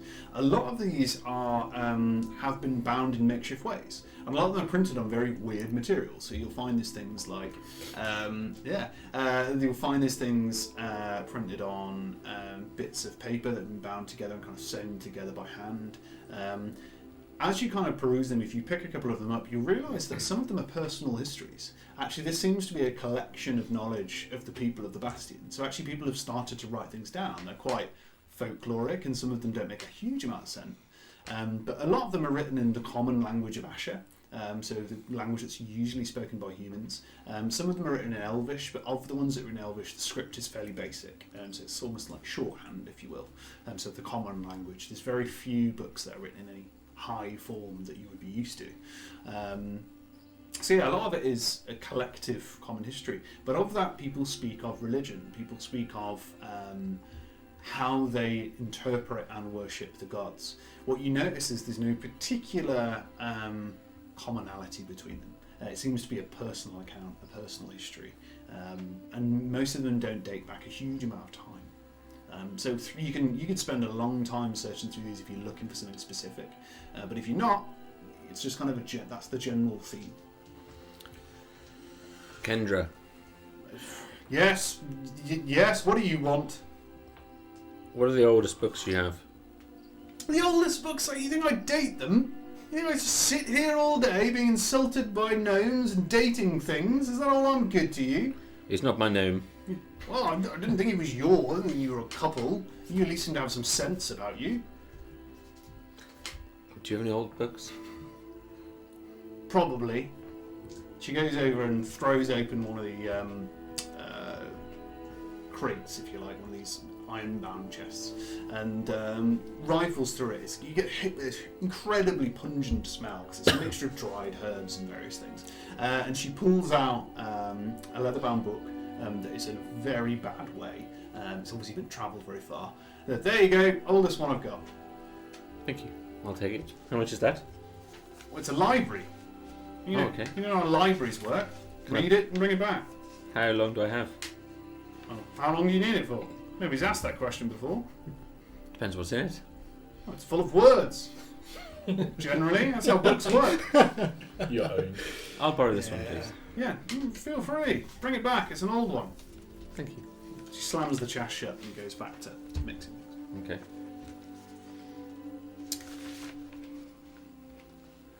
She'll just make sure there's definitely nothing else that draws her attention. There's a few old books, some are based on, but none of them date back history-wise a particularly long time. There are things on kind of like the dukes of the area. You're vaguely aware that there are hereditary, or however you pronounce it, of the Elven Kingdom. So there's some kind of history books that reference that, but they're fairly esoteric. Like they don't have any particular. It'd be hard to put it in a historical context. Sure. Often, like I say, personal histories. There are some books on history from if you like, gentry classes of the area. She'll Are anyone else in earshot other than Zolan? I think Felix is probably outside with Thorinir. It's just like, I don't really know what's going on. I'll get as I'm close. just in awe of this new Zolan, the showman. But I cock, 'cause I know he's scamming people. Scamming me? Yeah, I can see he's scamming people. And I remember now that he used to do that. Oh, I did. Back in the day. And I'm like, Zolan. So, what about yourself, Felix? You up to much? Hanging out with Thorinir. So there were a couple. There probably Sword everyone's over within his earshot. shoulder. Yeah. Let me know when you're ready to go somewhere. I'm just gonna have a quick look. Does she have any books on heroes? Ask her. You ask her. Electrics, ask her. I'm not going in. My sword's massive. We're It'll probably ruin things. between. She's between us both, so She's she can ignoring. obviously. Obviously ignoring what's. Unless somebody asks her a direct question, she's not interested in anything. So. Do you have any books on heroes? You'd think people have never seen a library before. And she turns around and she starts looking through. We've got a lot on self-proclaimed heroes. I suppose there's this. She pulls out a small red book, and it reads on the front "Adventures of the Age." It's written in the common tongue, which is fairly rare for a bound book, and it's quite obviously an illustrated children's book. She kind of just thrusts it at you. As he drops the sword down, he's like, yes, give me. And children's book is about his level. He's going to start thumbing through. Yeah, it's heavily illustrated. It's been Yeah. every page has been quite lovingly kind This of drawn. book is amazing. Yeah, and it's just got pictures of people with swords, Yeah. kind of like there's no reference at all to magic users. Anything about Denric the Brave? Doesn't seem to be this kind of. There's no real reference to it. Okay, Yeah. awesome. Hope it's got one of those pages that you flick, and it will be striking as you flick from one to another. There's lots of that kind of stuff. Yes. Most of the heroes within it are either half elves or humans. Cool. Dorian, you check this out. It's a little I'm pop-up man. What's the quality of that paper? Pop up. It's It's a 3D adventure. It's an insult to the tree. Yeah, sure. Yeah, it's real bad. I'm just going to borrow it. Anything? Have you got any books from or on the Wood Elves? 'Cause I want to show you what quality paper looks like. Funny you should ask. We had a group not long ago come by.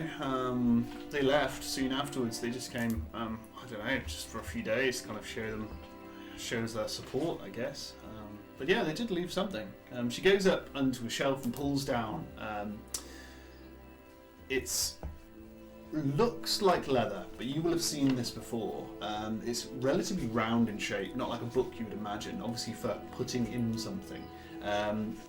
But actually, when you look at it, you know what it is. The leather-like cover is actually mycelium, so it's a grown mushroom, that you kind of use as almost like a poultice, and you spread it out, and it creates like a almost leather-like substance, so you don't have to kill an animal.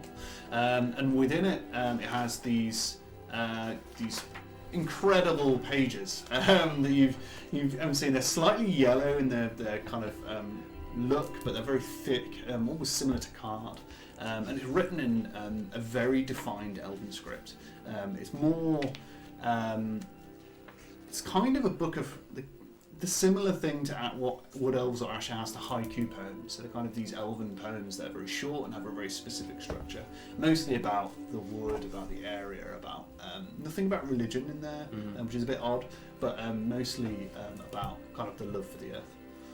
And I'm going to hold up my hands and wait for it to be placed there, hopefully. She's quite, if worthy. She's quite dramatic with the way that she handles it. Oh. She just kind of like throws it in your hand and then goes back to kind of her I'm going to hold it close to my chest and, go to the corner. Amazing. Can I ask if she has any books on real alchemy? I'm not talking to you. Before she even speaks to me, you don't know what real alchemy is. Turn around and start trying to lure more customers in. Real alchemy. Can you roll me some kind of alchemy-based check if you want to figure out if she is, one, an alchemist, and two, the kind of alchemy she does? I would have destroyed this woman's career. Yeah? I'll do everything possible, yeah. Yeah, okay. You can do an investigation flat, or if you've got alchemy tools or anything like that, you can do a check with that. Every now and again. Whoops. I don't know. What would you like? Because I don't want to choose on my best score. I would. It depends. What do you If you think? want to know about her alchemy skill, it'd be an alchemy tools kind of check. If you Yeah. want to know the kind of things she's got on her, it'd be an investigation. I want to know her skills. Cool. So it'd be like alchemist tools. You're the most genuine academic I've ever seen played in fiction. What modifier will I be adding to it? Oh, it's a natural one anyway, so there's no modifiers to it. Inspiration! Let's go! Oh yeah, do it again. 2! Oh, bless you. No! She definitely seems to be an alchemist. He definitely just exposes you right now. She does. Yeah. In fact, she seems to be a relatively good alchemist. You worry slightly that she might be on par, if not better than you. I want to have this. I'm going to start forging weapons. Do you have anything for divination? Divination. There are people here who perform divination, but not really books. Let's be honest, people don't really write that kind of thing down, do they? I'm more thinking from your alchemy supplies. Do you have augers, sticks, or bones, or anything like that? Plenty of bones, easy to come by. She checks her coin purse. I'm also interested in a bone. If possible.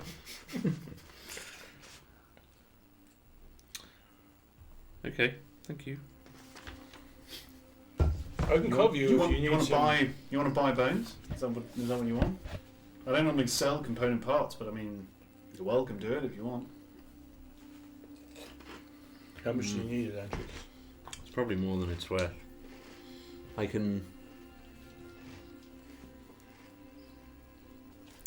can predict the future to an extent with the right ingredients. You don't tell me about this. It's not easy to do. I can only do it once or twice a day, and it costs. It uses components. What kind of bones do you need? Particular bones, fine quality. They can't be. What, like a fever? Not human bones. They have to have been maintained to a good standard. They'll need some preparation. Can't go shoot a rabbit. Other sticks or tokens can work, but I need to shape them in a particular way, and they'll cost 25 gold That's an or so. It's an expensive stick. We've got Malcolm's staff. He's asleep. You've got a little tusk. I don't know if it's worth it or not. I've got 10 No. gold, but I just think it'll be a long time since I find anywhere appropriate to buy this again. So if we need to be able to predict the future, this is the chance to do so. What does your spell do? When I lay the sticks out in such a way, I can. Don't interrupt the man. He's got 10 gold on him. Come on. Thorny is just like emptying his bag like currency, and then everything that was stored from the last place, the cupboard of mystery. Yeah, we falls easily out. have 25 GP's worth of stuff. Her eyes are kind of really lighting up at this point. She's looking at all this stuff you guys have. Got Obsidian plenty of stone. bones. Plenty of bones. I can. What I mean, else would you like? Stone. I mean, I could Another purchase one. from this other I was alchemist going to here. say, yeah. I was wondering, do No, you have, no, no, no, no, do you have no, 25 gold's worth No, of it's fine. sticks or other It's markers? quite I could. alright. I've- It's quite alright. I have loads. I'm going to start making a show of reaching into the bag Charge to her look. less. That's the plan, yes. That's the plan. To 21 gold. 21 I gold. keep looking. Zolan, you What? stingy bastard. I can do it. Probably stretch to 20. 20? Probably stretch to 20 gold. I can That's a use it. significant discount, and these are very, very good bones. They'll need preparation, but if you think it's worth it and you wouldn't mind, Yeah, it's no problem. So out of the pile of the of Felix's loot, he's like, he just goes through and he's like, transparent blue zirconium, no, too expensive. Obsidian stone. Oh yeah, try this, and he's just going to give you 2 obsidian stones. They're worth, I reckon, about 10 GP a piece. thank you, Felix. That's fine. Can you put your rest back in the sack? Cheers. She looks at them and says, they're that is quite a symbol you have there. That is the symbol of void. Wait, yeah, he's gonna be like, that's the thing outside. What, the 3 obsidian stones? Yeah. You'll notice How much is outside- that worth? outside of the tent, there is this obsidian stone that stood up. It's not huge. It's probably a foot tall. It's in a kind of crescent shape. But her eyes light up when she sees this obsidian. Well, She's you like, can have them. I'll trade you a bone for 1. I can. Sure. Well, I can do 1. The value. You'll have to be. We can't negotiate the value. We can't negotiate with the player Actually, handbook. I've got a bag full of obsidian. I'm gonna walk off. I will.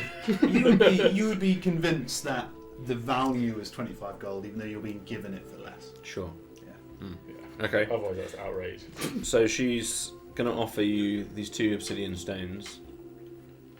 If that's. She will snatch them straight out of your hand. Absolutely. And she snatches them off you and she puts them inside the pockets of a leather jacket. And as she goes and she rummages around this bag, she pulls out a jar. And the jar is like a foot tall. It's a huge old thing. And inside it's a thick, viscous oil.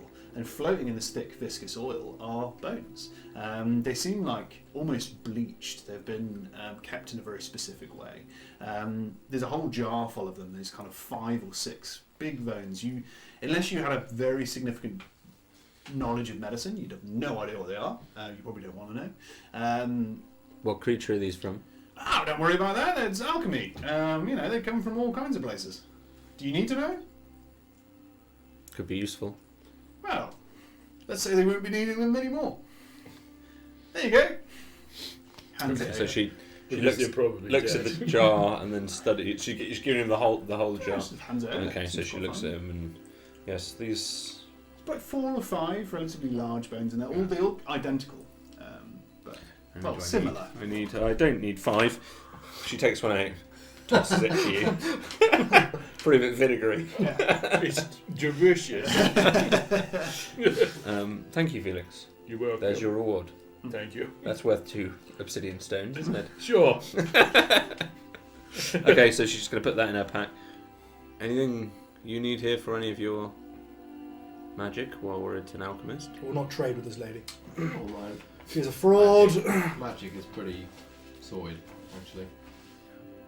Well, you know where I am. It's been a wonderful day to meet you all. Thank you for helping you. Rest of you, it's been a wonderful day to meet you all. Come back anytime. You need anything at all. No questions asked. This is the place you come. Remember Kendra.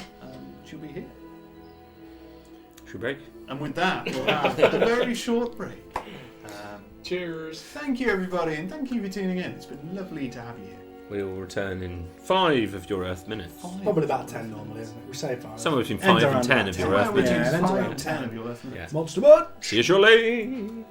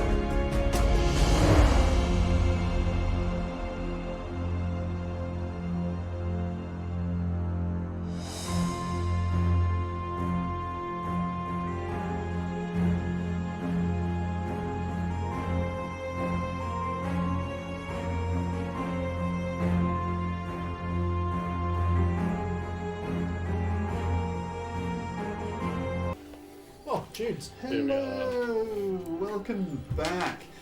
So you've just bought a ridiculous priced collection of bones. I think we might have nudged the camera, by the way. Oh, thank you. Camera. Thank you. I thought it was. Where's our key grip? Where's the key grip when you need It's it? a key grip.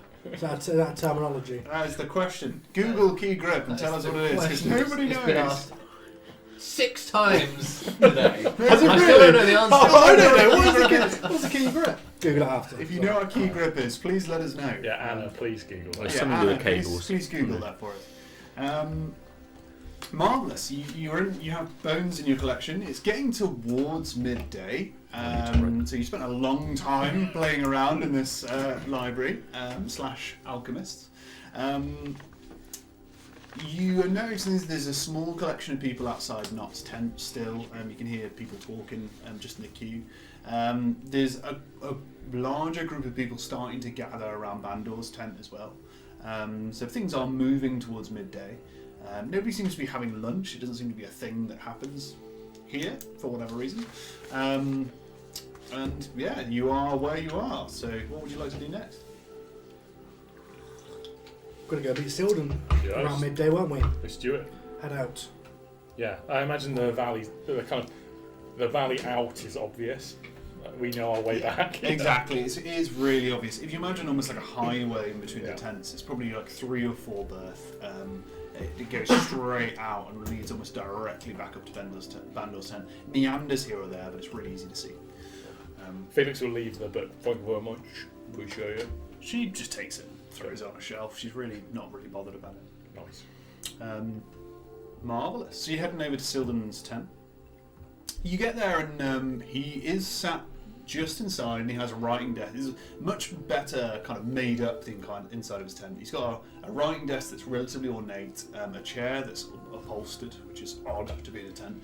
And he's got a selection of skins on the floor, like sheepskin. It looks like sheepskin or some other kind of animal skin that's relatively soft covering the floor of his tent. He has a single cot. It's relatively basic, but a single cot that obviously he's been sleeping in. His bed is made pretty pristinely. A small trunk that's just is actually locked shut, or it seems to be locked shut. And he's sat at this writing desk, but as he sees people kind of emerging outside Bandor's tent, you do see him kind of as you're approaching stand. He puts on his coat, this military-style jacket that's kind of darkish grey in colour. He is wearing armour already, and you notice him kind of messing around inside of his trunk. He's taking stuff out and putting it on his person.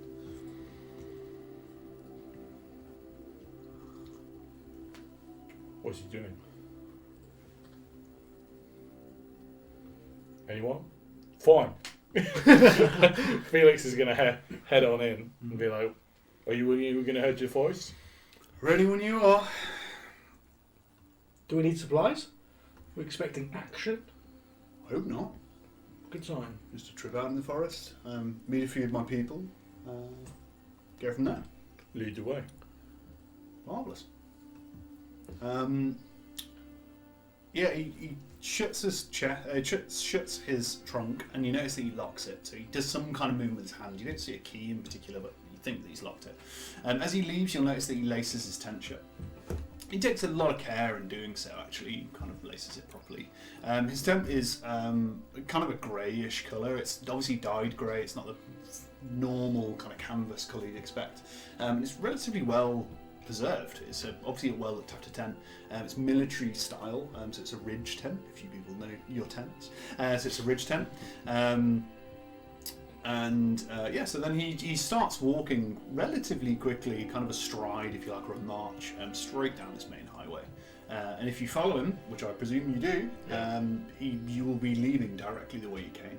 And as you do, you see this mixed match of people. People obviously know who Silden is. Some people greet him, some people avoid his eyes, but people know who he is. He gets definitely a few nods of the head from these people you've seen earlier, who are kind of leather armoured, who have been in and out of Bastion fairly regularly, and then we've got mudded shoes and kind of riding capes and these kind of things that would keep them from the elements. He gets a nod from pretty much all of them. Also, the halflings in particular of the HLF kind of insignia tents definitely give him a nod or a wave or a bit of a jeer as he walks by.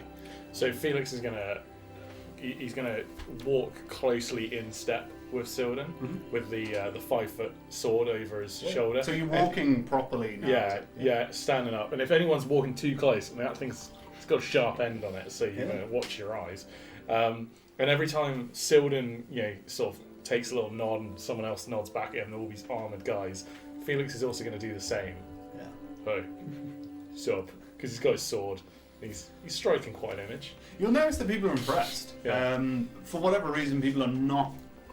They are bothered that you're a Fur Knight. It's obviously you're a spectacle, but not in the same way that you've seen previously. It's not fear or amazement. It's kind of the people who acknowledge Silden, they seem fairly impressed that you're here, which is good. It's a pretty big sword. Very impressive. Yeah. You continue out, and then you get closer to this kind of forest area. Silden kind of goes to kind of walk in and kind of says, like, normally I'd be perhaps a little quieter, but with you lot here, it's probably going to be a little harder. So we'll probably just walk on in.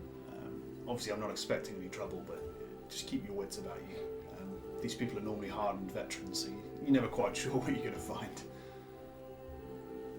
And with that, he kind of strides into this forest. Presuming you're all with him, you step into this forest. And it's much as it was described before. The forest is suddenly very dense, and it makes it quite hard to realise which direction you're going in. Silden does turn here or there, just like you did on the way here, kind of meandering. It doesn't seem to be following a particular path, but seems to be meandering slightly. The key grip Yes! is the person who runs the grip crew during production of a film or TV series. They handle positioning the cameras and support equipment. Amazing! Nice. Thank you very much. Who am I thanking for that? Anna. Thank Anna, you that's very much, Anna. We would be lesser people without And you. the position is open. Yeah, Yeah. the position is key grip. Yeah. If you would like to be a key grip, please contact us via Twitter. If you want to position the cameras and the cabling and the support equipment.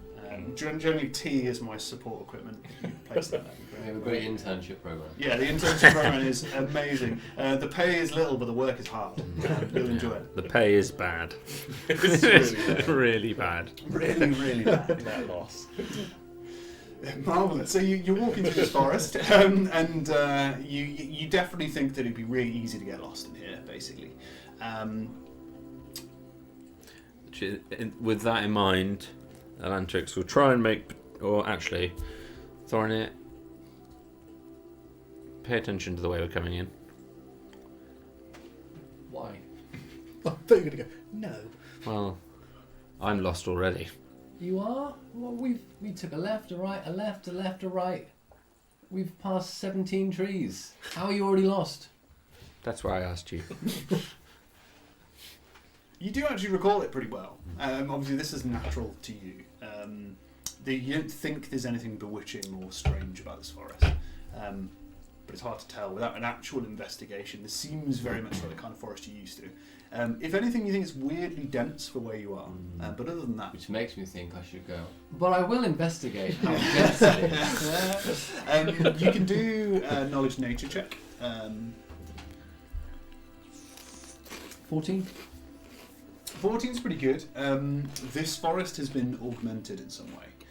Naturally, in air quotations, there's definitely been the work of somebody who has power over nature that has made this forest A, denser than it should be, and B, harder to traverse than it should be. You would think that if you were just a random individual, you would easily get lost for days in here, and it's not that big a forest. You could probably walk through it in about 30 minutes, but you could easily get very lost. As far as you know, none of the trees move or are sentient, but it's definitely denser and weirder than you would expect.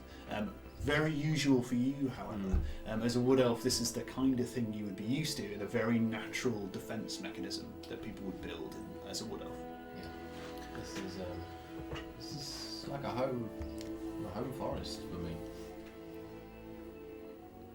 Maybe I should be guiding. Who is this guy? He seems to know his way. Eventually, Silden stops dead. And he does that. He just goes, shh. And he just listens. And then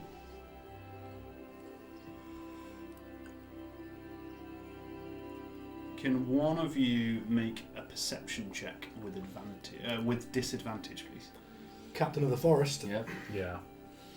Did you say advantage? I'm sorry, it would be disadvantage, but somebody's probably going to help you, so it'd be just flat, just an average roll. Do I need to play this jungle music? Jungle music. Who knows what this will be? 12. 12.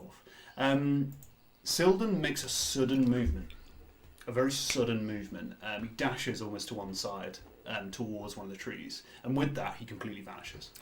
Classic. He vanishes. You just can't see him. Oh, Sildar vanishes. Sildar vanishes. Thorin vanished. No. Okay, yeah. Sildar Sat down really quick. But Silden almost completely vanishes.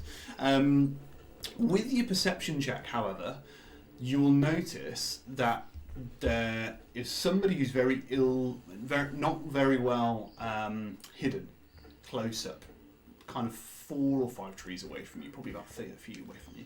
They're a halfling, and they have trained in your position, a short bow, ready to go. And with that, can you roll initiative? Oh. Silden said he was a man of action. Just run away. 13. 18. 8. 15. 15. I'm sorry, I wasn't listening to any of that because I was trying to bring up my notes from earlier, which I remember I saved. 13, 18, 8, 15. 15. Nice. Number one. I'm always number one. No. Number one hero. 15's less than. Number 1. Oh, what did you have? Oh, 18. All right, damn. Not in I heard 8. no, yeah, it's true. Yeah. So go again in order for me. 8. 18. 18. Is anyone higher than 18? No. No, it's 18, 15, 13, 8. Yeah. Oh, that sounds like a dyslexic nightmare right there. So we've got 18. Felix, Zolan, Elantrix, Thorin. Marvellous. Just trying to remember which little doodads you all are. Just the red guy and enemy. Zolan. Can you give me again? Who's after Zolan? Arcladic, I am. Elantrix. Elantrix. Not Remember very who good, you so- are, if you can, but I will read them out as I go. It's a paint And pen, then really. Thorin. Yeah. Cool. I need to roll. Good to do a paint. I know a guy who could paint those for you. Let me have a little rolly roll. Rolly roll. Sam from work. Can paint them for us. Oh dear, Thanks, Sam. that's no good. Sam like painting. Does he play tabletop? Certainly. Yeah. One hour. Nice. This, Now- is, now a, it's- this is a podcast I want to hear. Now that we don't have Malcolm. Have we got a vague running order? You all kind of gathered around Silden, so I imagine you're in a kind of rough ball. Yeah. Is that kind of right, or is somebody leading the pack? How do you... Thorin was our main Yeah. forester. Cool. We- Oh yeah. Thorin is kind of up front, taking a look around. Taking the first short bow. Taking the Yeah. first short. Had a boy. God bless you. Luckily he's got the Neo style reactions. Straight into Felix behind him. I read a news article about how to create Neo in D&D. It's just come through my news feed today. I was like, excellent. That's not me, but that's cool.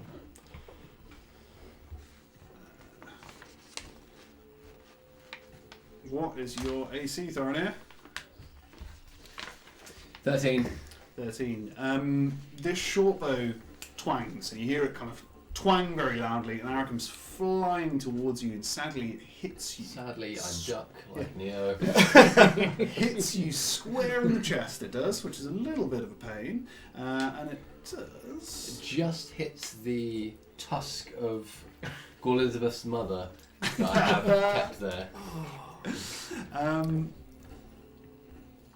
And it does. Put my character on D&D Beyond.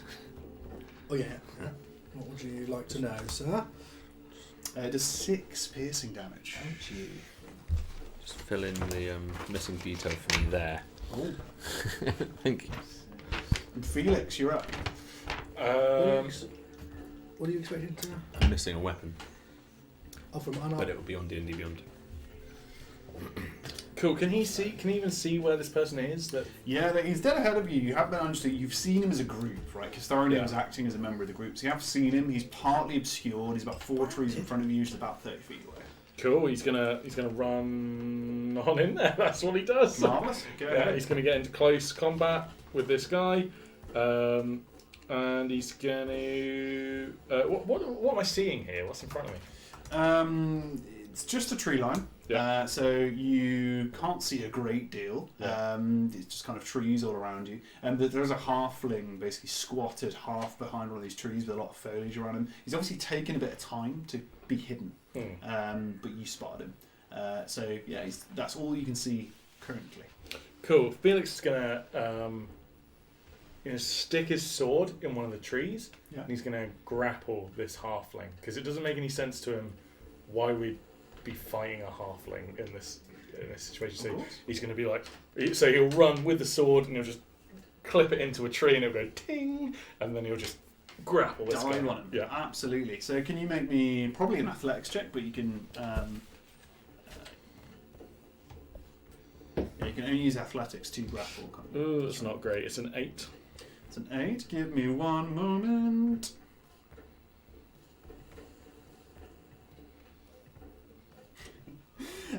He's not expecting this at all. So he's obviously scared. You scare the hell out of him. As that happens, he goes, "Oh bloody hell!" And you manage to grapple him. So you grab hold of him, and he is grappled. Nice. You technically have a move, but you're gonna have to try and jostle him around and force him to move. Because you, what's your movement? Sorry. His movement is 30 foot. Cool. So you don't have a move. Yeah. You've done your action. Cool. So he is grappled. Well done. Cool. Over to Zolan. What are you doing, Zolan? There's a halfling over here. I'm gonna look for Silden. That rascal sold us out. He sold us out. Yeah. So Did I get any inclination of which way? I don't know. he dashed off to the left hand To the left. That's I'm what you saw. going to spend my 6 seconds to run. I want to have a look. I want to be like, where's So you this? can dash over to the left. You can do Just have a make look it. around. Yeah, like a perception, whatever. Like a Yeah, perception. if you- I would just You're actively actually look. looking for him. So Yeah, I'm you're looking going to for want him, to do yeah. investigation. Investigation. It's frantic, but you would do investigation. Absolute rascal. Oh, it's a natural 20. A natural 20. well, yeah. Well Need to look. done. I found you! Jim! Obviously, you do see him. You dash over the left and you take a good look around, and you'll notice that kind of probably about 30 foot up a tree. He's gone really bloody far. Of course, you knew where he was. But I know where I would go. So he's hiding in a tree when he sees one. So he's hidden. He's obviously taking great pains to hide him, and you are sure that even with that, you've only just spotted him. Yeah. So he's hidden incredibly well. But as that happens, you take a look up, and he looks at you and goes like this and points. And as he points, you notice on the far side, roughly 30 feet, if you followed to where Felix was and cantered up further to the right, so further 30 feet over, there is a half-elf squatted amongst the tree, also with a longbow. I was just about to scream coward at him. I guess I just stopped. Okay. I guess that'll be my turn. Marvellous. As that happens, this other half-elf who's squatted in the trees, he's got this longbow drawn, fires at Felix. And let's go. Let's give it a go. Your AC, please. 16. It hits, so it gets you square in the shoulder as this thing comes screaming on in. It does 9 piercing damage as No this thing worries. pierces your shoulder. He is still flailing around, grappling Yes. this guy, and you're like, man, he didn't even feel that. You notice, Zolan. Oh, you rolled so well. The rest of you, I imagine you shout out that there's this other person here. Do you shout out this person here or not? I don't know if I have my 6 seconds. Do I have my 6 seconds to identify the new target and then shout something? Yeah, if you think I definitely did, shout I them would have. out. But if I Yeah. Still, I did do that to you, though. Remember? That, Do you- I don't know. I think that's. That's true. I'm gonna look. So just See, stands I'm, yeah, there that, indecisively I'm for 6 seconds. confused at the moment. Yeah. So yeah, I'll say nothing. While 6 I- seconds nothing? of Yeah, I'm still just. In that case, Trying to figure other out. than you saw a shot go off, so you can vaguely pick out there's somebody else there. but they are, for what you can tell, covered. You can see them clear as day now. Yeah. It would probably take some time, probably at least half either your move or your action to figure out where this guy is. I would give you that. It's a little bit better in the rules, but it would take you some time to figure out where they are. But Zola knows where they are, and apparently Sylvan does. Elanterix, you're up. You've got Felix grappling somebody dead ahead of you with an arrow protruding out of one shoulder. You've got some kind of shot coming from your right-hand side. Okay. She's going to draw the shield off her back. And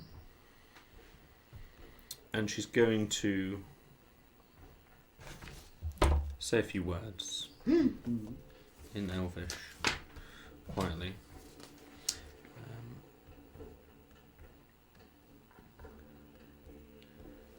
And she's going to hold it up, and the very, very pale grey symbol of Ophelia on the shield, the worm, just shines just a little more brightly, briefly. And she's going to make a movement with the shield as well. And she's going to cast Shield of Faith on Felix, which will give a shimmer surrounds Felix for those paying attention. Just a subtle shimmer. Makes everything look a little hazy and just a little bit displaced. And you've got a +2 AC. Oh, Nice. Thank you very much. Absolutely. It is concentration. Awesome. You've got move as well if you'd like to take it. Yeah. She's just going to... She's got the shield up. She's going to duck behind vaguely the direction... Do I know where Sildar is? You won't know where Sylvan is. No. Okay, Sildan.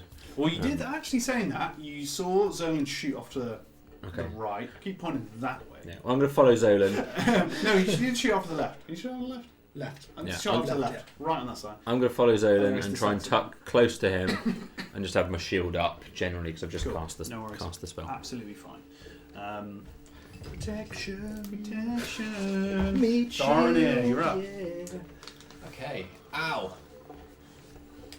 Can I please use my wood elf skills to conceal myself in the foliage? Absolutely. Can I fire a short bow from that position? You absolutely can, yeah. You can see you just firing a short bow as you're sitting in midair. As you're on the way down, then you lose the shot, and then you're just in the grass. You can either shoot at the guy who's being grappled, or you can shoot at somewhere you can't. You can only just about see someone where this arrow came from, but you kind of be guessing if you shot in that direction. Where's that 20? That would be a disadvantage if you were shooting into cover. Okay. Well, I'm probably gonna. It's the running order. Yeah, I'm gonna fire at Felix's friend. Mr. Grappley, isn't it? Mr. Yeah. Grappley. Is that with advantage if he's being grappled, or Oh, a very good question. I don't believe so, which is one of those annoying rolls. he just has to make a strength check on his turn, right? He just can't. Basically, he's got Should be 0 on movement. there, I think. You've got a lovely thing here. Yeah. A lovely screen. Got you. No, I think you're Not right. bad. Is it restrained? No, it's grappled. No, it's grappled, which is different. Grappled creature has speed becomes 0, can't benefit from any bonus to its speed. Condition ends with its grapple. The condition also, yes, it's nothing. Cool. It's restrained that gives you that, which is slightly different. 17. 17 is a wonderful. Give me one moment. I think that's fine. It's a wonderful hit. Yeah, it goes straight into him. Ow! We're grappling and there's this arrow. It's just in both. 9 piercing. Ooh! Amazing. It's a good hit. a good hit. Obviously hurt him a fair amount. He's still got a lot of fight in him. He's still grappling away, but a fair amount shot him in the back as they were turning round. So it's a lovely hit. Well done. As that happens, you only just see this, Solon, but Sildan manages to almost jump clear out of the tree, clear the distance around where Felix is. Yeah. And as he's grappling, he does some kind of quick movement with his hands.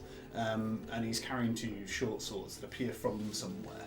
And you just hear him curse, basically, under his breath, as he kind of says, "Void take you, betrayer." Ooh. He basically... this blade just slides straight into the back of this halfling. And as that happens... let's see if I can find the correct button. The halfling explodes. Blood, eyes, face, mouth. Marvellous. He just slides this blade straight into the back of him.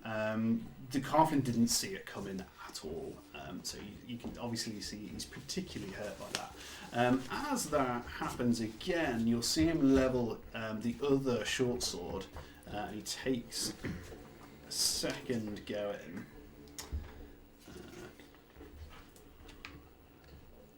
If I can find, it's the first time I'm using this, so you're just going to find the correct button for me. Jack's reading a book over it. Yeah, just reading I'm reading that book I got from the library. Yeah. Oh, I'm not normally on this side, am I? I'm just taking my opportunity. Marvellous. He goes in for another attack, and much less damage now that he's seen that he's there, and does a fair amount. He just carves this other short sword, and so he attacks with one, and then in his offhand kind of brings this other short sword in as well. And we're back to the top of the running order, and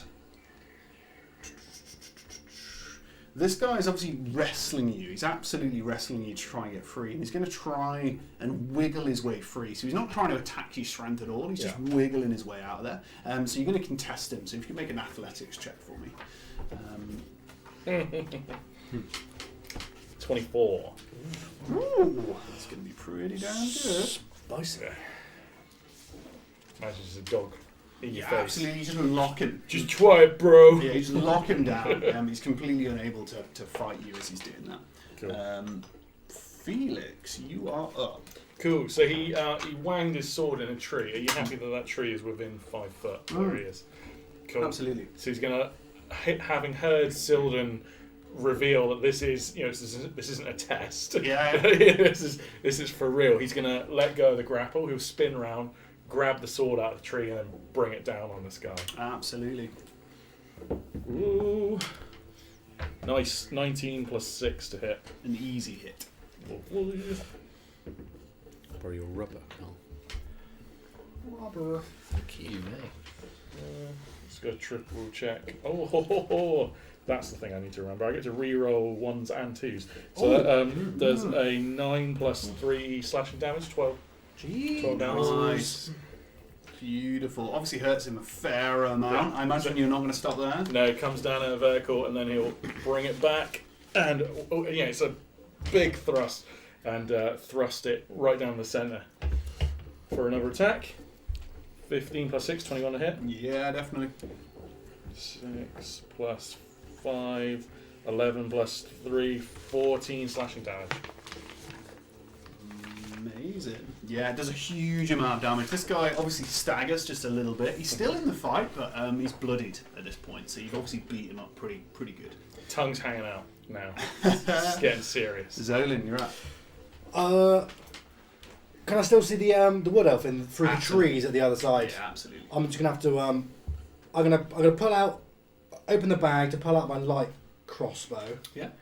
Level it at the wood elf, Mm-hmm. and just tell him to come out of the trees. Come out of the trees, and your friend doesn't have to die. Not gonna fire though. Just want to So you Wanna can try you and put roll an intimidation check? I am a scary boy. Not very scary. Was it a wood elf? Did we confirm that? Or was it? You don't know. It's some kind of. You think it's a half elf. Yeah. It's an 8. It's an 8. Yeah, he's disappointed in me. Oh, wrong elf. You don't know what the effect of that is. You're unaware at this point. God, I'm not gonna fire. Yeah. You've still got move if you'd like to move. No, Elantrix is covering you right now. that's a good. I'm in a good spot. Yeah, I like where I'm at. Awesome. It's over to that very same elf. He's seeing his friend kind of being butchered, and as that happens, he shouts something and says, he shouts something very quickly. It's in Elvish. You all understand Elvish, is that right? Yes, I learned Elvish over the last 2 years. Cool. You're a coward, That's Sildon. all. Why did you bring them into this? And then he is going to shoot a longbow at Sildon.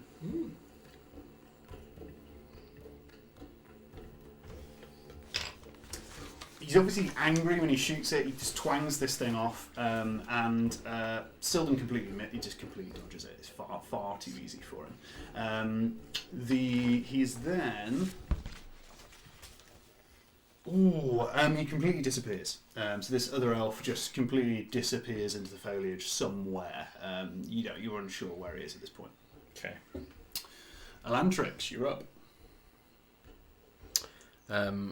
Still grappled. No, not grappled in combat. Okay. She will, and still hostile. Whereas the other one still ran off. This one's still hostile. Okay, she'll take a crossbow off her back, and still trying to stay behind the tree. Mm-hmm. So giving some kind of like cover to her.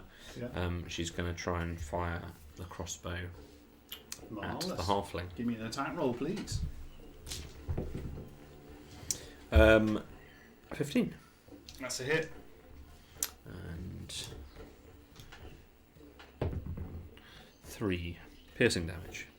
Marvellous. Plus 2, isn't it, as well? It's 5, isn't it? Is it 1d8 plus 2? Did I write that on your sheet? No, 1d8. 1d8 piercing.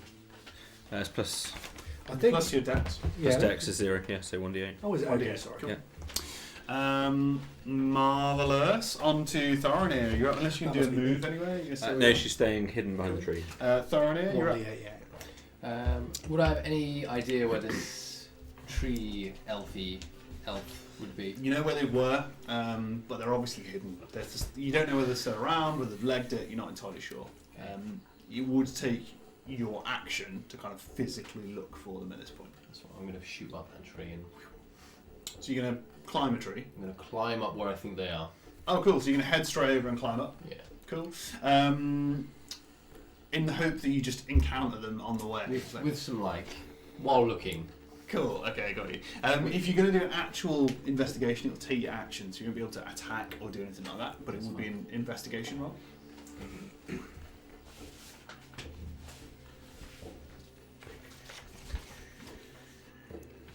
Five. 5.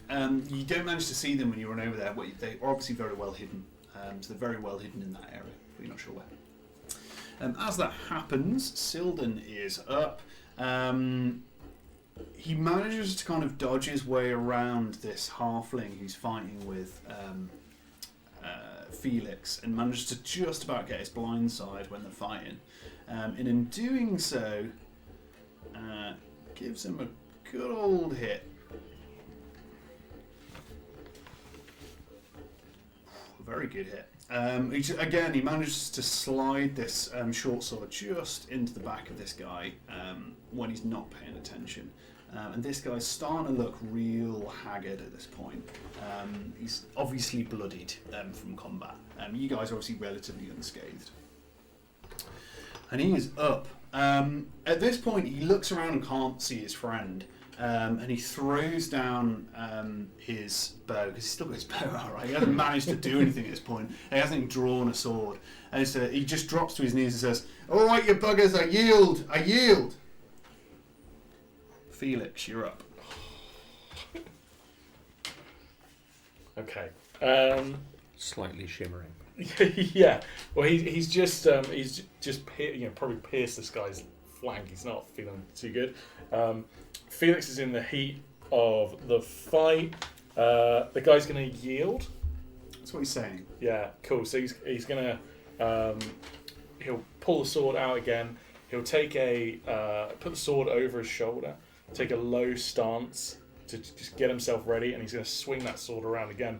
But he's going to use the flat side of the blade to knock the guy over the head. Cool. Yes, it's non-lethal damage. Yeah. 13 plus 6 to hit. That's a hit. Nice. 9 plus 3, 12. non-lethal. Oh, my head! My head! What are you doing? My head! And second attack. There's a 2 that time, so he comes back round, but it just swings over the guy's head. Cool. Zolan, you're up. Zolan doesn't know what to do anymore. It feels like we're mercy. What do you mean anymore? I thought we He's had never known what to do. I thought we had a purpose, but since that wood elf has, said why is he dragging us into it? Feels like a bit of a mercenary. Feels like he's just doing nasty deeds for somebody with no effect. So he's just going to question Silden. If you can, he's just going to shout at him. He's going to call him a prick, probably. He's just going to probably hurl some profanities at him. And just shout that, we're not here to be mercenaries. We're not here to kill your enemies. You dickheads! Yeah, that's fine. Something like that, That's yeah. in 6 seconds. Yeah, he feels like he's being a bit betrayed. Yeah. Are you going to move anywhere? No, You can do that. I don't want to get. He's lethal, this guy. I don't want to go near him. So you're basically insulting Silver. Called him a dickhead. Yeah, Yeah, absolutely. Right. As that happens, out of the foliage, I'm afraid it's going to come hurtling towards Silden. There is going to be an arrow in the dark, which is going to hit him. So an arrow comes flying out of nowhere, and he's going to be hit by it. And it's going to do... it does a fair amount of damage. This arrow just comes straight out of nowhere. He's not really expecting it. It just gets him right underneath the rib cage, and manages to do a fair amount of damage to him.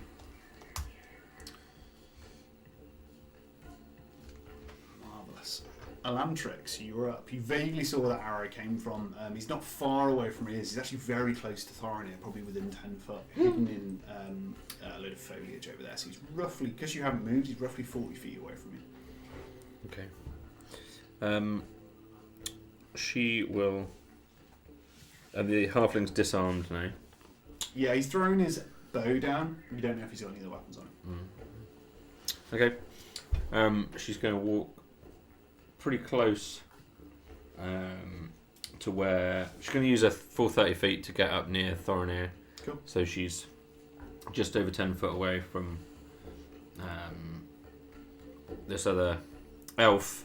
Is it like kneeling or is it stood? Yeah, it's crouched basically Okay. in the foliage. You can only just see it, but you can see them now because they've left Yeah. an arrow shot. But that's the only reason you would have known. And she's gonna walk towards him, a shield drawn. She's gonna walk like directly and purposefully, and she's just gonna say to him, "Stop!"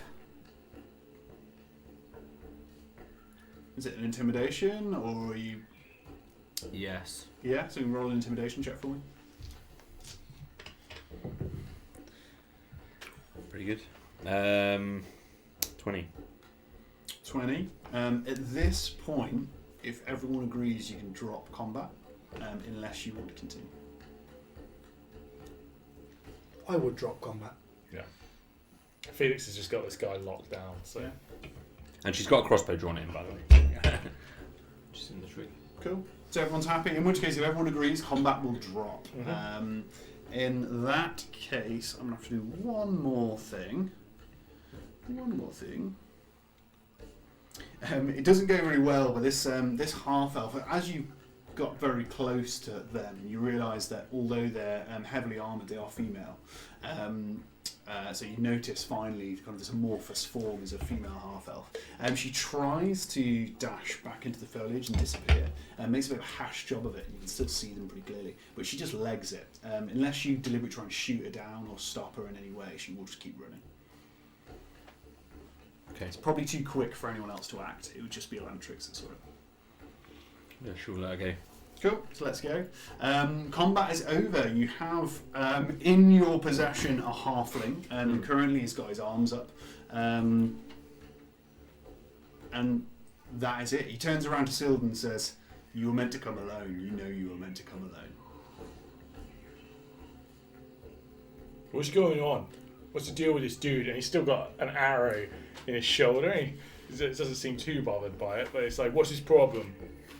Are you asking Silden or the half? Silden. Silden. Silden pulls this arrow out, Obviously, he winces, but other than that, he's pretty good with it, and drops it on the floor. And you can see he's already starting to pad the wound where it was. It says, your guess is as good as mine. I was just meeting these people.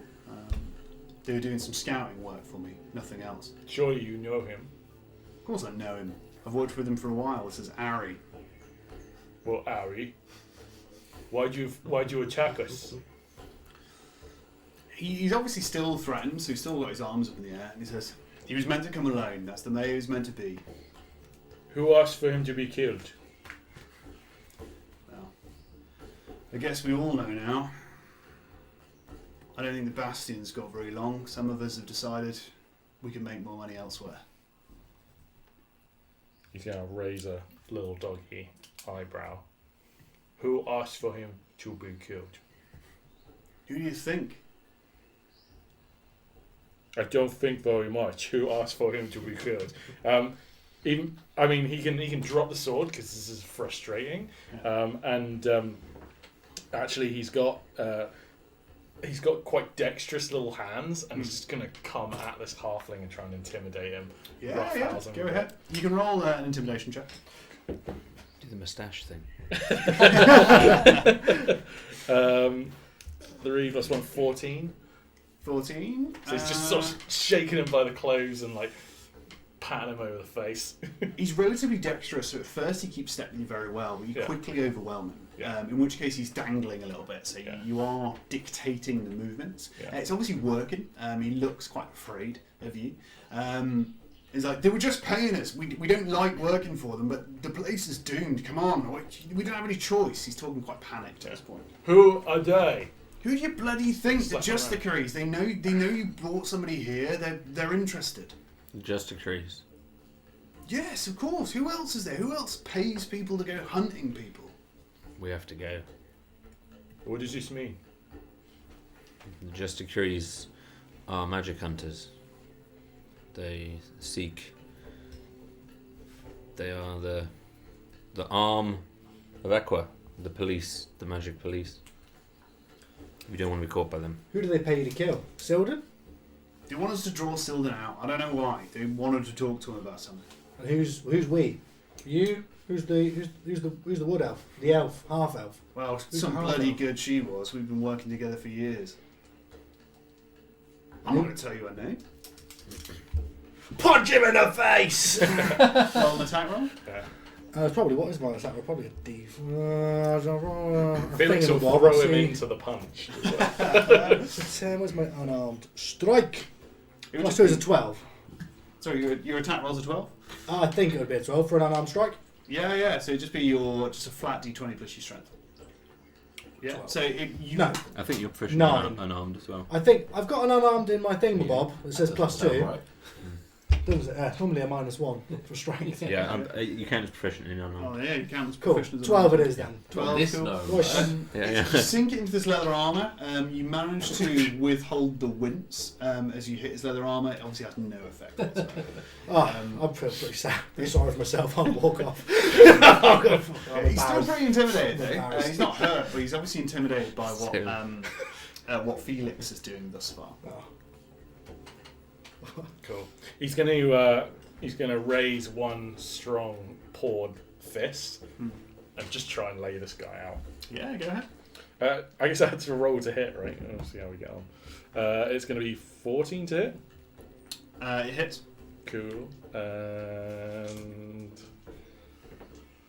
he does 1 damage. One whole damage. Yeah. Oh, my nose! You think it broke my nose? And there's more where that came from. Where are the Just decrees? They're not going to come anywhere near the Bastion, not yet. They're planning something. I don't know what. What? I don't know. They just needed Silden. They wanted to speak to Silden. Something about a group of people he'd found. That's it. I think we better bind this guy. I'm going to take some hemp and rope and just tie his hands. I think he's got to come back with us. I think this fella. He needs to come with us back to camp for sure. So I'm going to start. Yeah, I'm going to start binding his hands. Absolutely. You start binding him. Obviously, he can't resist you, so you can bind him really well. As that happens, Silden's going to speak to him. He goes, "Harry, when were you meant to make contact?" And he looks at him there's obvious, like, it's not disdain in his face. These guys have obviously worked together for some time. They know each other. He says, sundown, close to villain. Do they, how much do you know about you? Halfling and an elf. Don't suppose they've got a description of you or anything? No? Guess not? Interesting.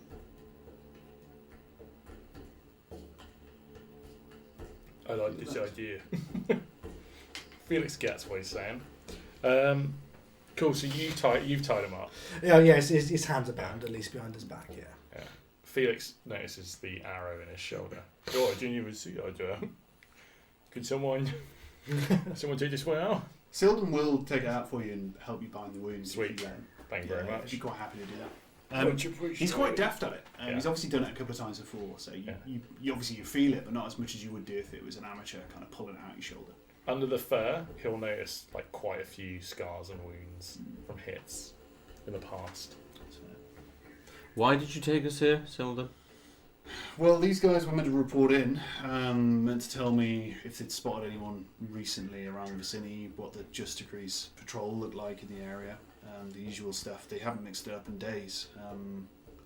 Obviously, they weren't meant to drag me kicking and screaming to the nearest Just Degree they could find, but it turns out that allegiances change. Truth be told, not everybody serves the Bastion out of the goodness of their hearts. Some of them are paid. Looks like these guys found more pay elsewhere. How much do they pay you? He's talking to the halfling. We were promised gold, stacks of it. You know, elves got plenty to spare. What are you thinking? You want the gold? No, Sildon. I'm concerned if we don't track down this half elf, then we'll lose our opportunity with the Just Decrees. So maybe we need to run quick. You don't want to find the Just Degrees. But we need to find out how they knew about Bastion and what their motivations are. The Just Degrees, I don't know. They'll probably kill, torture, capture. Their sole job is to find magic users and get rid of them. Why would you want to seek these people out? They sucked you guys out. I think that's the word. I'd keep well clear. Yeah, but these people, they're going to die if we just leave them. I mean, the other option is we take the Zolan man and we make the traps and we set up the forest. They let them come to us. But we can't leave these people, otherwise they're going to die. That's not heroes. Heroes don't do that. They are looking for you, by the sounds of things. Well, they can come to me. I could cover your escape if you wanted, but I don't know where you would go. The papers for Spetakaza are nowhere near complete yet. It'd take me a day if I rushed it, and trust me, you don't want me to rush it. 2, maybe I could get something together. We haven't got time. We have Malkin back in the encampment. Can't leave without Malkin as another friend we'll lose. We've lost Clara already. We need another way to get through Spetakaza. There isn't another way. Who else has told you of another way? Not. Not the madman. You're going to trust Not to get you to Spetakaza. He couldn't even get his way to Wick to find you guys. That was me. I found you. I made sure you were here. I made sure you were safe. You trust Not, you're going to be tracing after madness. You've just treated us like you're mercenaries. You've just dragged us into... Wasn't my intention, I promise you. So then what are you going to do? If we just leave, the Just Decrees will come anyway. I've got a warm Bandor. Got to figure out how we get out of this. These guys could be bluffing. They could be getting paid off by anybody.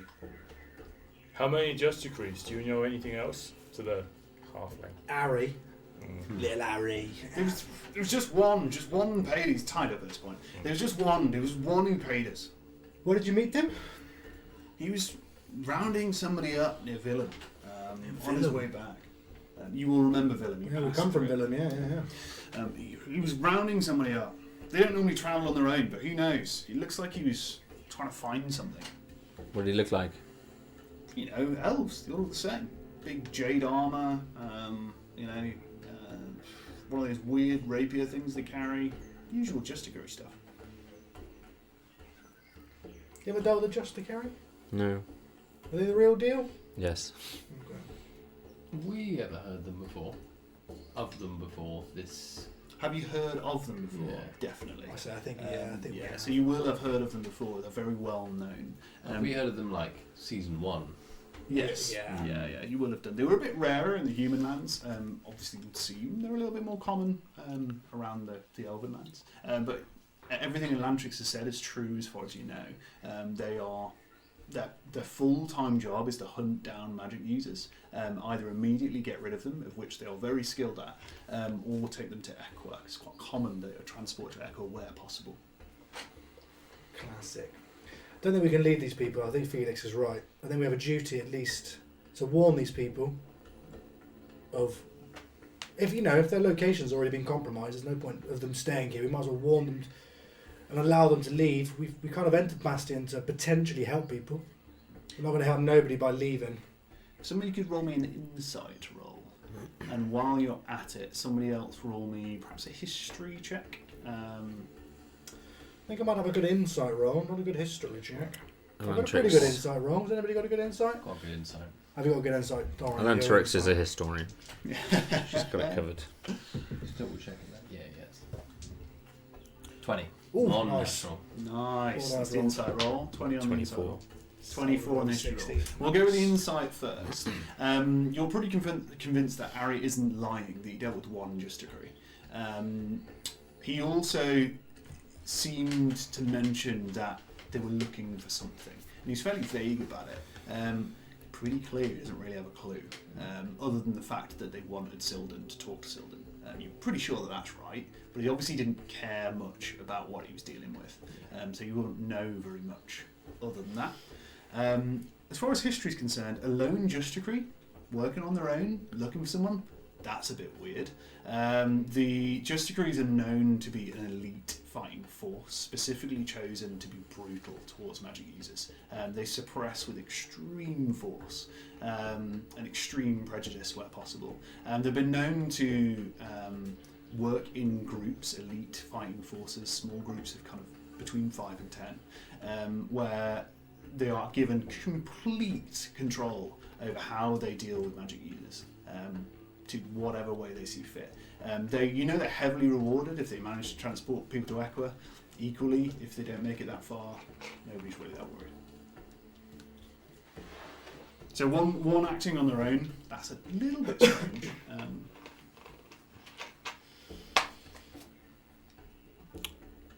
If you want to warn them, we warn them. To be honest, they're after Silden anyway. So Well, initially, we don't actually know what he's here for. I think we do more than we warn him. We have the upper hand. We know that he's coming at sundown. Yes. This, Ari can speak to you, but Silden responds over and says, they said he would meet them at sundown. Okay. So maybe we have longer. We have the forest. We can prepare. We have Thorny. He knows the forest. We can make this our battlefield. You're trying to fight the Justicary. Up to fear bigger things. The one Justicary. I Is mean, that not mildly intriguing? I'm probably a half elf. we don't necessarily have to fight him. I'm just saying we turn the odds in our favour. I was told a story back in Equa when I was in the cages. It's a classic hero's tale called The Dirty Dozen. And if you bring people to you and you control the battlefield, this situation doesn't have to be as scary as you think. I think there's a haiku about that in my book. I follow Aphidia.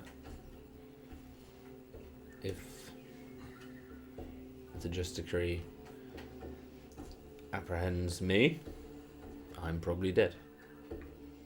You are talking dog. It's been said. Another magic user. I'm just, before you even finish that, I'm a tree and I hide in the foliage. We will be killed. They're too powerful. There is a small military force back at the Bastion. There's a lot of people that would be willing to fight. There's a lot of people that follow Silden.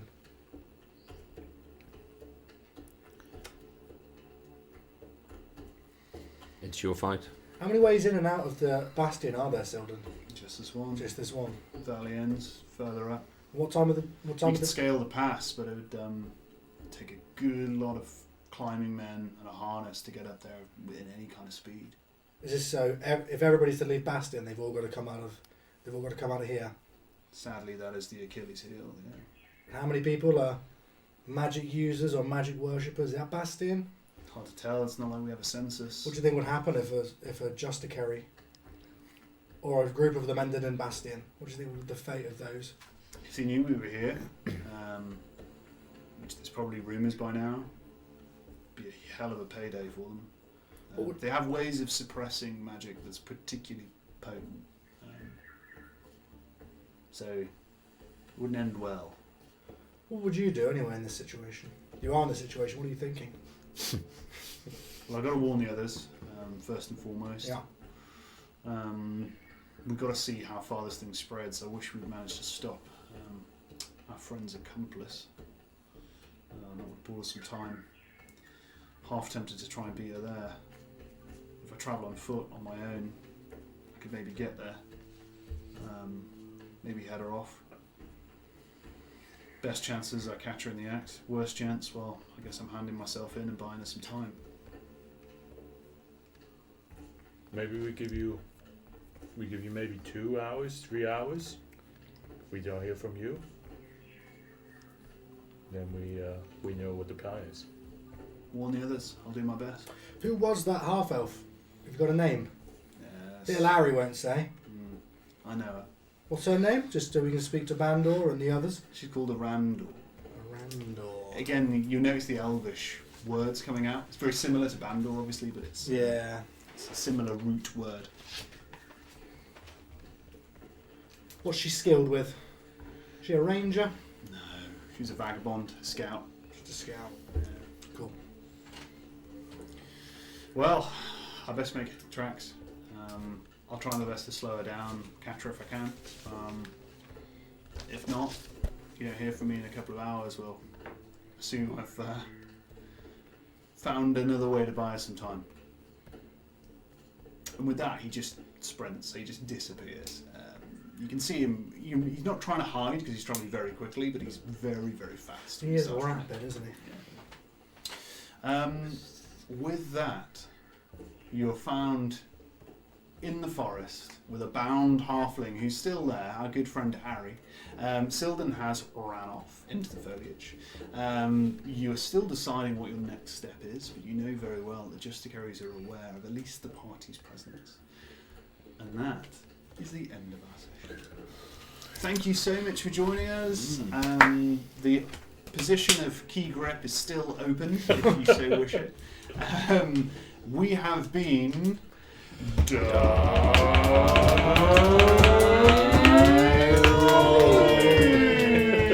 Well, quieter that was than normal. Rolling!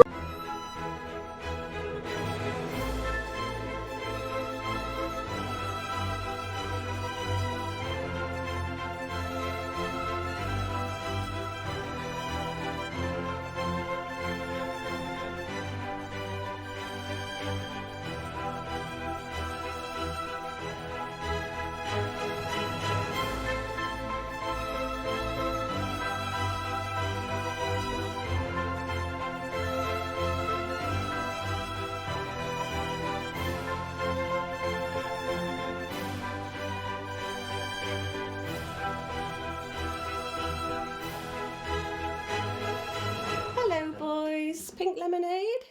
Mom!